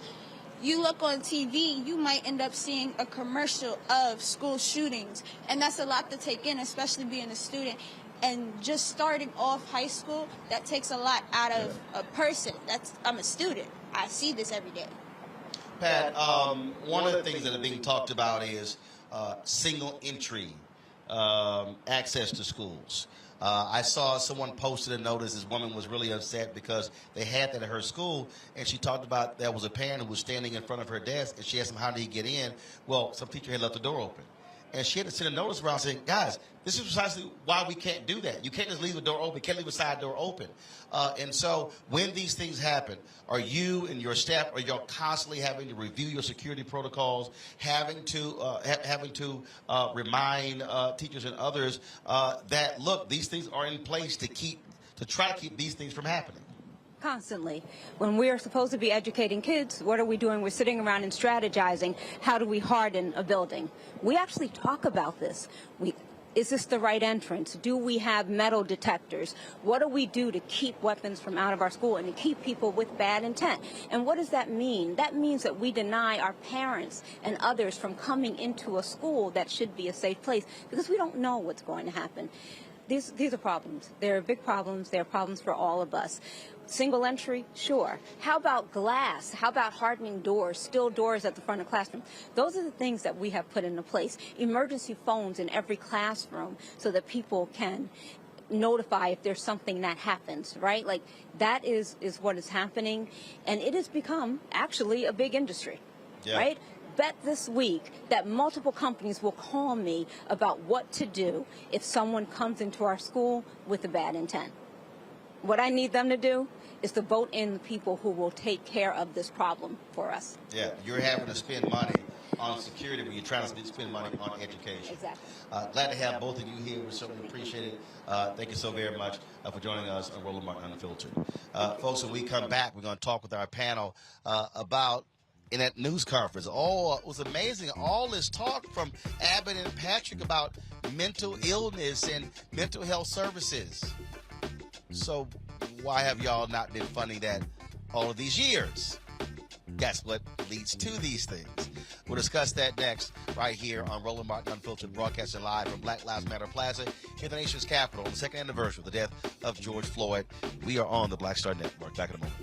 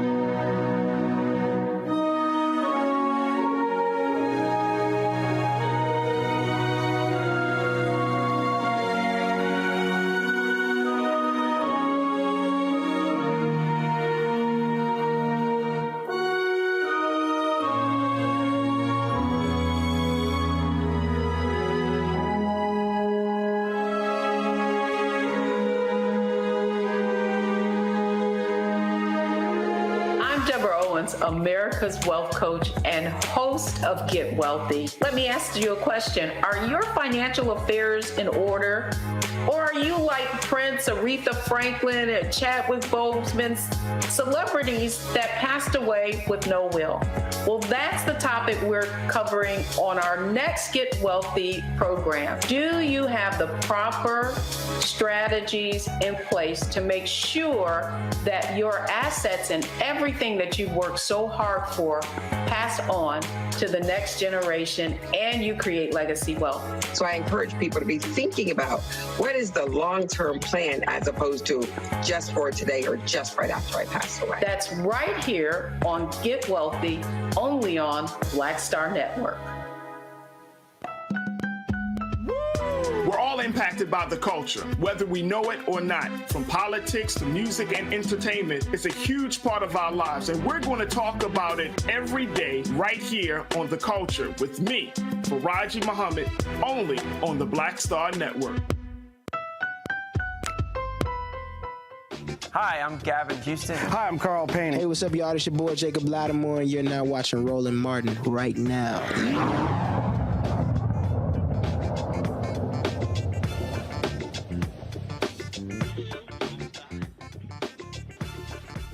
All right, folks, we're here at Black Lives Matter Plaza on the second anniversary of the passing, the death of George Floyd.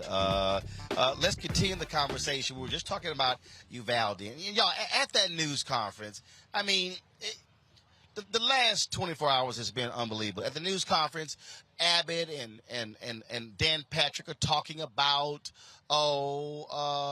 we need to be doing more about mental health.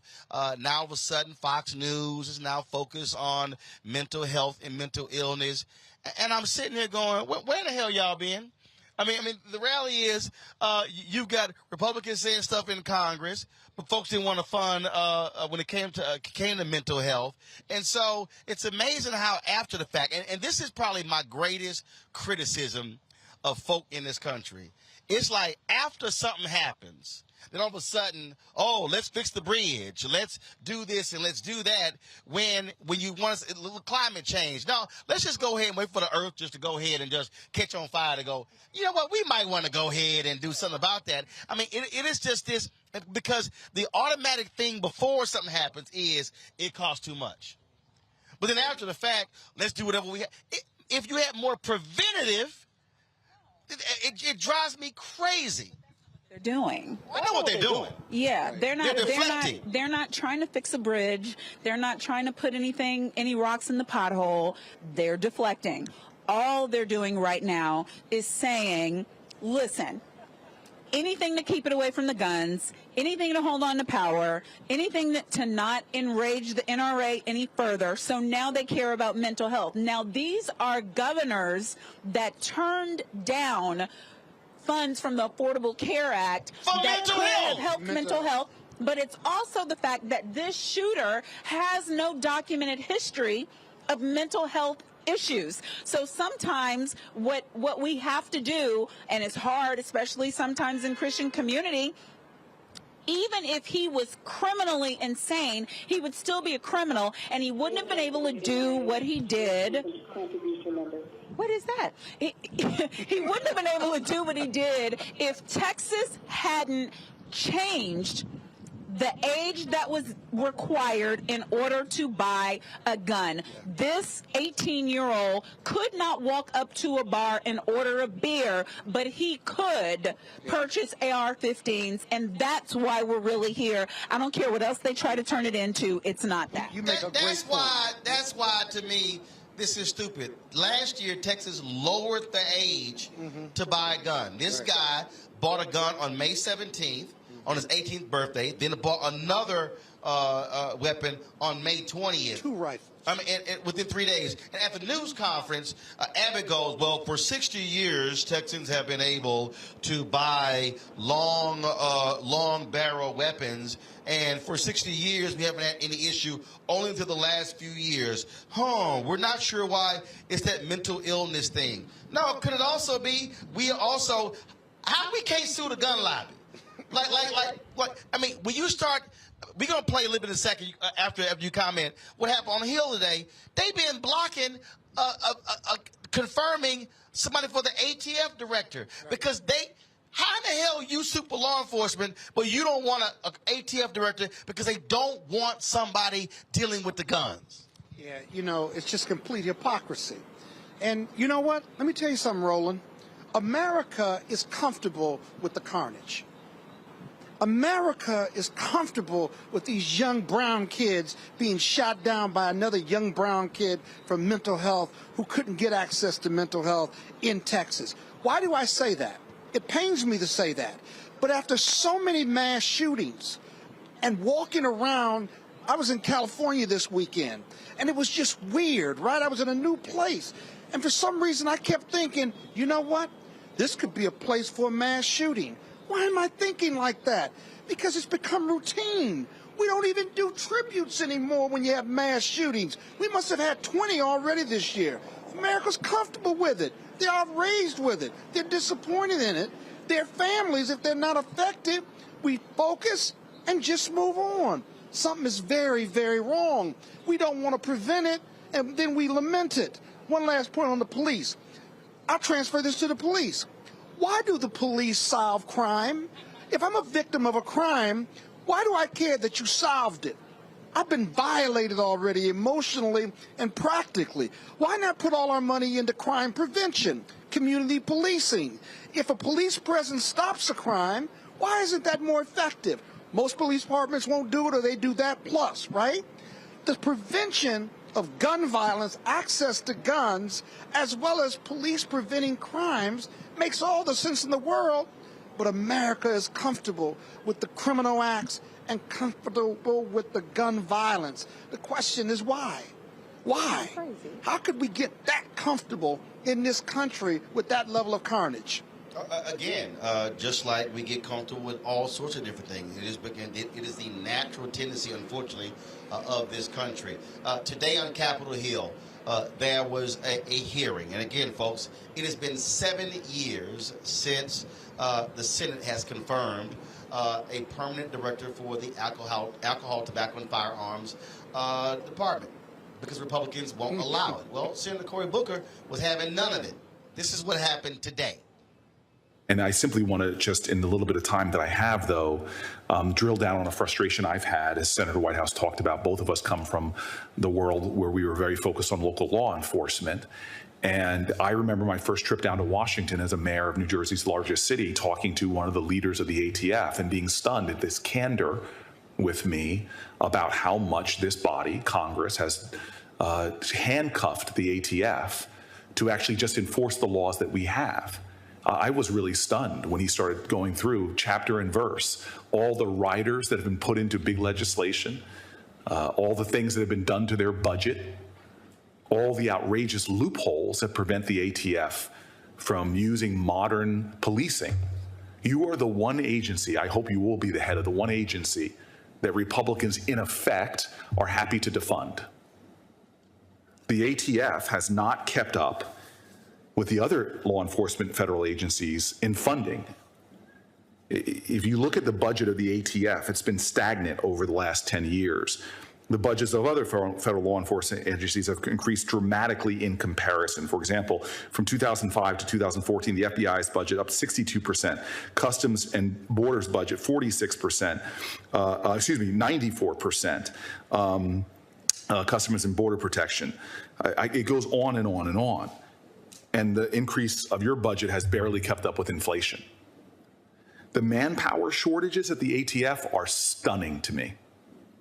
You and I both know, because we've been in this world, that these straw purchases, which I've heard from some of my colleagues, source a significant amount of the illegal weapons that end up in the hands of people that shouldn't buy these weapons. But the ATF has fewer employees.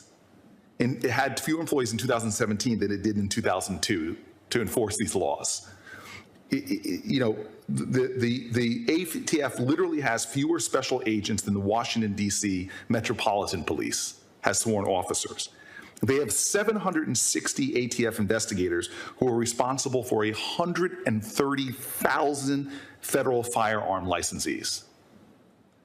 That ATF leader that I first met when I was mayor told me we were asked to do our job with both hands tied behind our backs and our feet in leg irons. And so all of this talk about the legislation that we're proposing, common sense, bipartisan legislation, you rightfully say that's what Congress is all almost obscuring the fact that we have an agency that has the power to protect Americans, and we're not funding it. We're not supporting it, and we have done outrageous things to it, like not allow it to use computers. I'm going to submit this to the record, that we literally have this insanity that when there's a going out of business gun retailer, First of all, there's what's called the fire sale loophole, Mr. Chairman. I know you know this, that they have to do background checks when they sell their gun, but they're going out of business. They can dump their inventory on people without doing background checks. And then when the ATF tries to keep records of this, they have to keep them all on paper. And it gets so bad at the ATF that every time they get new agencies going, they literally have to put them into shipping containers outside because the floor of the building would buckle. It is so ridiculous what my Republican colleagues have done over the years to undermine law enforcement from protecting communities. And so, sir, I just want you to know, God bless you for stepping up to lead an agency that hasn't had a head for the longest time, that Donald Trump couldn't even get ahead because a very corporate, industrial-driven lobby is dictating policy here more than the good conscience of folks. But I hope when you come for your first oversight hearing, because we're going to get you confirmed, I'm going to work like crazy to make sure that happens. I just hope that you will look Congress in the eye and tell them, like I was told as a young mayor, that you don't have the resources to enforce the laws of the United States of America, that you don't have the personnel to adequately enforce the laws of the United States of America, that you don't have the computer equipment, that there are riders that have been put in that undermine your ability to get the job, that there's technology out there that can make us safer that you're not allowed to use. This is a shameful charade. This is despicable that the same people that try to accuse us wrongfully of defunding the police have taken one of the most important law enforcement agencies to protect Americans, to protect our children, our churches, our mosques, our synagogues, our parks, our supermarkets, is not allowed to do their job. And we yet again are sacrificing our children on the altar of inaction. And it hurts. And you know where I live. I've lost kids I know. I see shrines on streets. And when my law enforcement wants to do the job, as you're right, in partnership with the ATF, there is barrier after barrier put up by Congress. And so, dear God, bless you and your family for leading an agency where you're going to be attacked every single day when you just try to enforce the laws that are on the books. You're going to be vilified and cursed. I see it happening right now, people trying to block your nomination. But I just simply say to you, sir, God bless you, because you're doing righteous work. And I have faith that you will protect citizens. But the shame is not on you or your agency and the proud officers, law enforcement officers who dedicate themselves to our safety. The shame is on this body for what we're not doing to support you. May God bless this country. May we confirm you. And may we somehow end this national nightmare that every day 100 Americans are dying by gun violence. To sit there and listen to that, we're dealing with a gun crisis in this country. And for Republicans to be all about law enforcement, all about, protecting law enforcement. But the one law enforcement division they don't want to they want to screw with is the ATF. They are still pissed from the Branch Davidian standoff. They're still pissed with that. They do not want the ATF to do their jobs when it comes to guns in this country. Second Amendment arguments. Somehow they weave that in because ATF is violating the rights of these hardcore gun owners or ranchers and what have you. It's just bizarre. But it sounds like, according to Senator Booker, that the Republicans have their own sense of defunding the police. They have their own sense of defunding the police by legislation. And ATF, which is the enforcement agency, you couple that with access to guns and the killings of kids, it's beyond a gun problem. It's an epidemic of violence. And until it starts to hit people who can vote and pass legislation, at some point, all of us are going to be affected by this gun violence in schools, these mass shootings. We've all been affected by gun violence already, but now the mass shootings. You can only do that so often. Eventually, our families, extended families, are going to be affected by it. And then you've got to really say, where does the blood? Whose blood whose hands is the blood on? And it's safe to say the blood of those children, those brown children in Texas and elsewhere, you know, are on the hands of the Republicans, and those who had the power to do something chose not to. Mourn our young people who have been victims of mass shootings in our schools. It's just deplorable. Right, no, and we are all affected right now, Scott.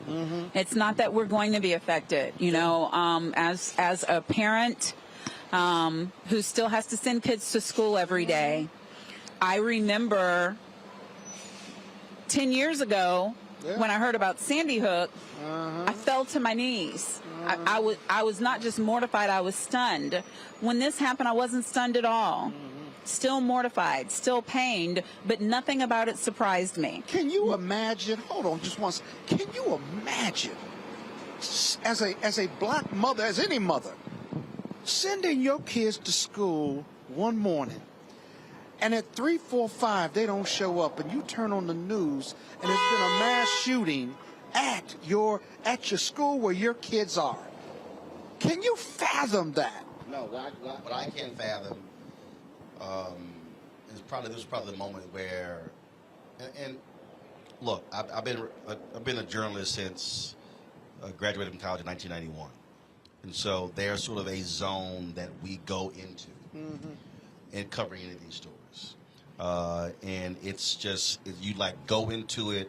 And you completely remove emotion, because you're just sort of locked into a reporting zone. But probably last night, the one moment where I couldn't go into that zone was when someone posted that the families were taking DNA swabs. Yep. And the moment you heard that, what you knew is that they could not recognize those bodies. That what those weapons did to those young children, that's what you knew. Those small bodies. That rocked me there. But again, what drives me crazy, and what I hope happens, I hope these largely white conservatives who because the reality is they keep voting for these Republicans. 84% of Americans want background checks, but they keep voting for them. I hope what happens is that people say on this is it. This is it. Yeah. Final comment. Enough is enough, right?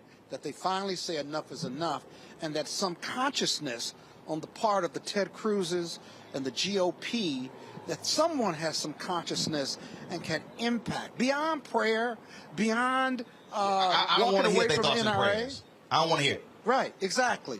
Because of the hypocrisy of it all. You got to blame somebody, but the people you blame are the ones that can do something about it. Anything. You should do anything you can do to stop this violence. And that's what Beto Rourke was saying. That's right. They got mad. That's what he was saying. You got to do anything. You can, the money, access to the guns, that won't help. It will help. Mental health, that will help. How do you walk away from doing nothing when you could do something, even if it doesn't solve the issue? That makes no sense. And the ones, all I'm going to say is the ones who are still offering excuses and saying they're going to do nothing at all and are not moved to action after this latest mass casualty, vote them out. Yeah. Vote them out. Yeah. Well, President Scott Bowden, we appreciate it. Folks, last night, Steve Kerr, head coach of the Golden State Warriors, spoke to the media before the game, and he laid it out. This is what he had to say. I'm not going to talk about basketball. Nothing's happened with our team in the last 6 hours. We're going to start the same way tonight. Any basketball questions don't matter. Since we left shoot-around, 14 children were killed 400 miles from here, and a teacher. And in the last 10 days, we've had elderly Black people killed in a supermarket in Buffalo. We've had Asian churchgoers killed in Southern California, and now we have children murdered at school. When are we going to do something? I'm tired. I'm so tired of getting up here and offering condolences to the devastated families that are out there. I'm so tired of I'm tired of the moments of silence. enough. There's 50 senators right now who refuse to vote on H.R. 8, which is a background check rule that the House passed a couple of years ago. It's been sitting there for 2 years. And there's a reason they won't vote on it, to hold on to power. So I ask you, Mitch McConnell, I ask all of you senators who refuse to do anything about the violence and school shootings and supermarket shootings, I ask you, are you going to put your own desire for power ahead of the lives of our children and our elderly and our churchgoers? Because that's what it looks like. It's what we do every week. So I'm fed up. I've had enough. We're going to play the game tonight, but I want every person here, every person listening to this to think about your own child or grandchild or mother or father or sister, brother. How would you feel if this happened to you today? We can't get numb to this. We can't sit here and just read about it and go, well, let's have a moment of silence. Yeah, go Dubs, you know. Come on, Mavs, let's go. That's what we're going to do. We're going to go play a basketball game. And 50 senators in Washington are going to hold us hostage. You realize that 90% of Americans, regardless of political party, want background check, universal background check. 90% of us, we are being held hostage by 50 senators in Washington who refuse to even put it to a vote, despite what we, the American people, want. They won't vote on it because they want to hold on to their own power. It's pathetic. I've had enough.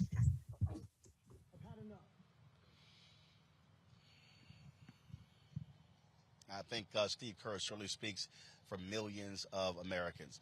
Our final story, folks. Today, dozens of black women leaders and allies had a call to action rally in front of the U.S. Supreme Court. The speak out and silent protest was urged the passage of the federal voting rights legislation, calling on Congress also to protect reproductive rights for women that they say are under attack. We all have the right to have children or to not have, but also get the care we need to raise our families in safe and sustainable communities. As we have witnessed already at the state level, and I'm right there in Mississippi, seeing abortion bans disproportionately affect women of color and low-income women. And these women face systemic and legal barriers accessing not only abortion, access to housing, accessing food. And we know that this is due to centuries of systemic racism and that black women are impacted the most.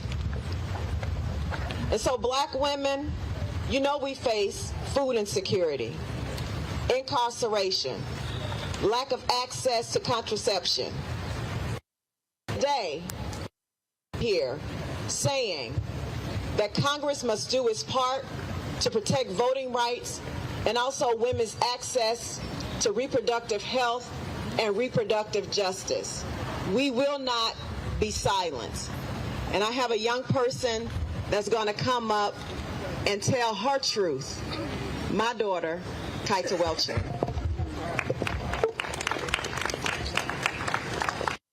Not be silenced. My name is Kaita Welcher, and I am 17 years old. I am with the Mississippi Black Women's Roundtable, and I am co-captain of the Mississippi Black Youth Vote. I first want to say my heart goes out to the moms who lost their kids the other day. This year I lost my cousin. He was 15 years old due to gun violence. Excuse me. Take your time. Take your time. Take your time. Take your time. Should I be used to this? Fighting every year for basic human rights? Should I be used to being okay with being told what to do, what to wear, how to act, what to say? Should I be used to being controlled by this society and government? Do you want me to be silent?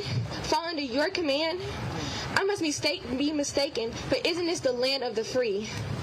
If this is the land of the free, why is my body and my decision being given to the government? If this is the land of the free, why am I not given the same right as men? Oh, I remember. Sexism and racism is baked into the DNA of this country that says all women and men are equal. if you want to be fair, then stop making these decisions based on your values and based off your opinions, and look at the facts and liberate your people. We have been fighting this fight for so long, and it seems as if when we get somewhere, we're always pushed back. But I am here to tell you that today and always that we are here. We are that barrier that will not let you push back any further. I'm tired, y'all. I am tired of the hypocrisy. I am tired of the bullshit, and I'm tired of the lies. You cannot say you care about babies when you don't have sensible gun laws. You cannot say you are pro-life when you let our kids get killed in the streets. Get your damn hands off my body and my votes. I'm sorry for the pastors in the crowd, because I ain't got no attack in me, y'all.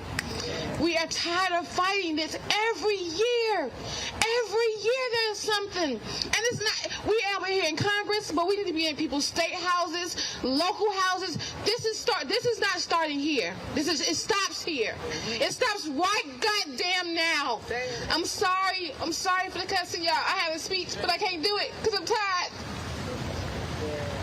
I am a rape survivor.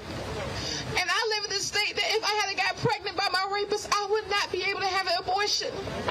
So you're going to sit here and tell me that you care about women, but you don't care about survivors. You don't care about children. Stop it. So just call a spade a spade. You care about white men. That's it. And you care about white babies. You don't care about nobody else.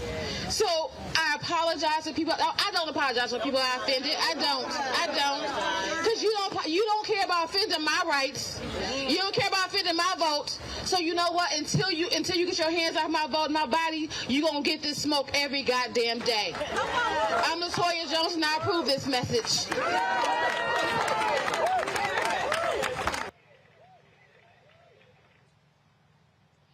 All right, folks, let's go to today. Let's go to Louisiana, where Reverend Dr. William Barber, the Poor People's Campaign, joined forces with Step Up Louisiana, organization fighting for educational and economic resources.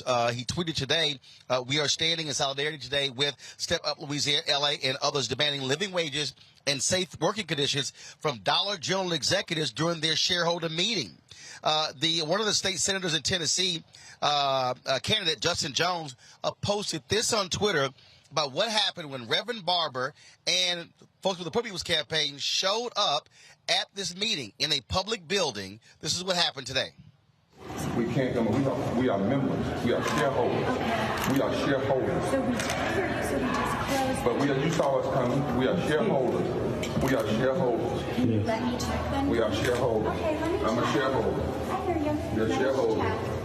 We're shareholders. Yes. Don't put your hand on him now. Don't touch him now. We're shareholders. We're shareholders. We're shareholders. So we can go around the back. We're shareholders. Okay, let us go around the back. Shareholders. I'll go around the back and check in. We're shareholders in the name of Jesus. In the name of Jesus. Hallelujah. In the name of Jesus. Yes, Lord. Yes. In the name of Jesus. Yes, God. I'm a shareholder. Bring down the walls of injustice, God. There's a cop that'll tell me I don't have a right, I'll stop. Yes. There's a public building. Yes. We have shareholders. Have shareholders. In the name of Jesus. Hallelujah. In the name of Jesus. Open the door, God. We are shareholders. We are shareholders. We don't want to disrupt. We didn't come here for violence. We're shareholders. See what they do to workers' media? We are shareholders. Scared of the people. In City Hall. Shareholder in a city hall, in a public building. Anybody can come in. Yes. We're shareholders. They didn't rent this. They didn't take this from the people. We're shareholders. They got stores in my state. We're shareholders. Yes. What did you say? We're shareholders. Now, this is a public building. We're shareholders. We're shareholders. Go get the sheriff, somebody. All right, folks, don't forget, June 18th, here in the nation's capital, we will be broadcasting live from the Mall in Washington, along with Reverend Dr. Barber, Reverend Liz Theo Harris, and the Poor People's Campaign for their mass rally. And so we look forward to that on June 18th.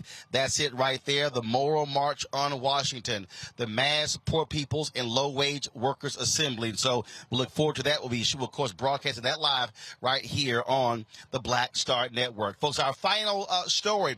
Adam Schechter of ESPN tweeted this about 4 hours ago. This is the tweet. Colin Kaepernick, who last played football in 2016, the same year he started kneeling during the national anthem to protest racial injustice, is scheduled to work out this week for the Las Vegas Raiders. League sources tell ESPN more NFL League Now. And so this is the tweet that they actually posted. Of course, the owner of the Raiders, Mark Davis, said a couple of weeks ago that if his coaches felt that Colin Kaepernick deserved a tryout or a workout, he would fully support that. And so this news 4 hours ago that Colin Kaepernick is going to have a workout with the Las Vegas Raiders. We'll certainly see what happens with that. Good luck to Colin. And we absolutely believe he belongs in the NFL. And so we'll see exactly what the Raiders will do. Folks, that is it for us. We were supposed to cover the primary results last night in Arkansas, Georgia, and other Texas and other states. We'll do that tomorrow right here on Roland Martin Unfiltered. Lots of great things we're going to be covering tomorrow as well, so we look forward to that. And so we want to thank all of you for watching today. Folks, if you're on YouTube, hit that like button. We should be at more than 1,000 by now. Same thing with Facebook. Share this information. Folks, your support matters to us greatly. This is why we're able to do what we're able to do. We want you to download our Black Star Network app. We're almost at 40,000. I want us to hit 50,000 by May 1st. We haven't, but we want you to download the app on all platforms: Apple phone, Android phone, Apple TV, Android TV, Roku, Amazon Fire TV, Xbox One, and the Samsung Smart TV. Also, please support us with your resources, joining our Bring the Funk fan club. Every dollar you give goes to support this show. And so you can contribute. P.O. Box, your checks and money orders to P.O. Box 57196, Washington, D.C. 20037-0196. And, of course, Cash App is $RM Unfiltered. PayPal is R Martin Unfiltered. Venmo is RM Unfiltered. Zelle is Roland at RolandSMartin.com. Roland at RolandMartinUnfiltered.com. Folks, I don't know what other black-owned media is doing. I was there at the White House. I didn't see anybody else there. This is why we do what we do. We're the only black-owned media out here. Matter of fact, I don't even see any other media outlets out here. Maybe there's some folks who are down there. I think there's some protests or some folks who are down at the end there, just in front of Lafayette Park, because we literally are, folks, right now, just 2 blocks away from the White House. So that's where we are. And so I'm going to end it. Anthony probably can zoom in as much as he can to the White House. Let me step aside. And so, again, we certainly appreciate all of y'all for supporting us, watching us. We thank you for all that you do. It was indeed a good day. But as you heard our panel say, signing of that executive order was a first step. It is not the be-all to end-all, so we certainly want to see more things happen. So we want to do that. So, folks, that's it from us, from Black Lives Matter Plaza, here on the 2nd anniversary of the death of George Floyd. Well, thank you so very much. We'll see y'all tomorrow. Holla!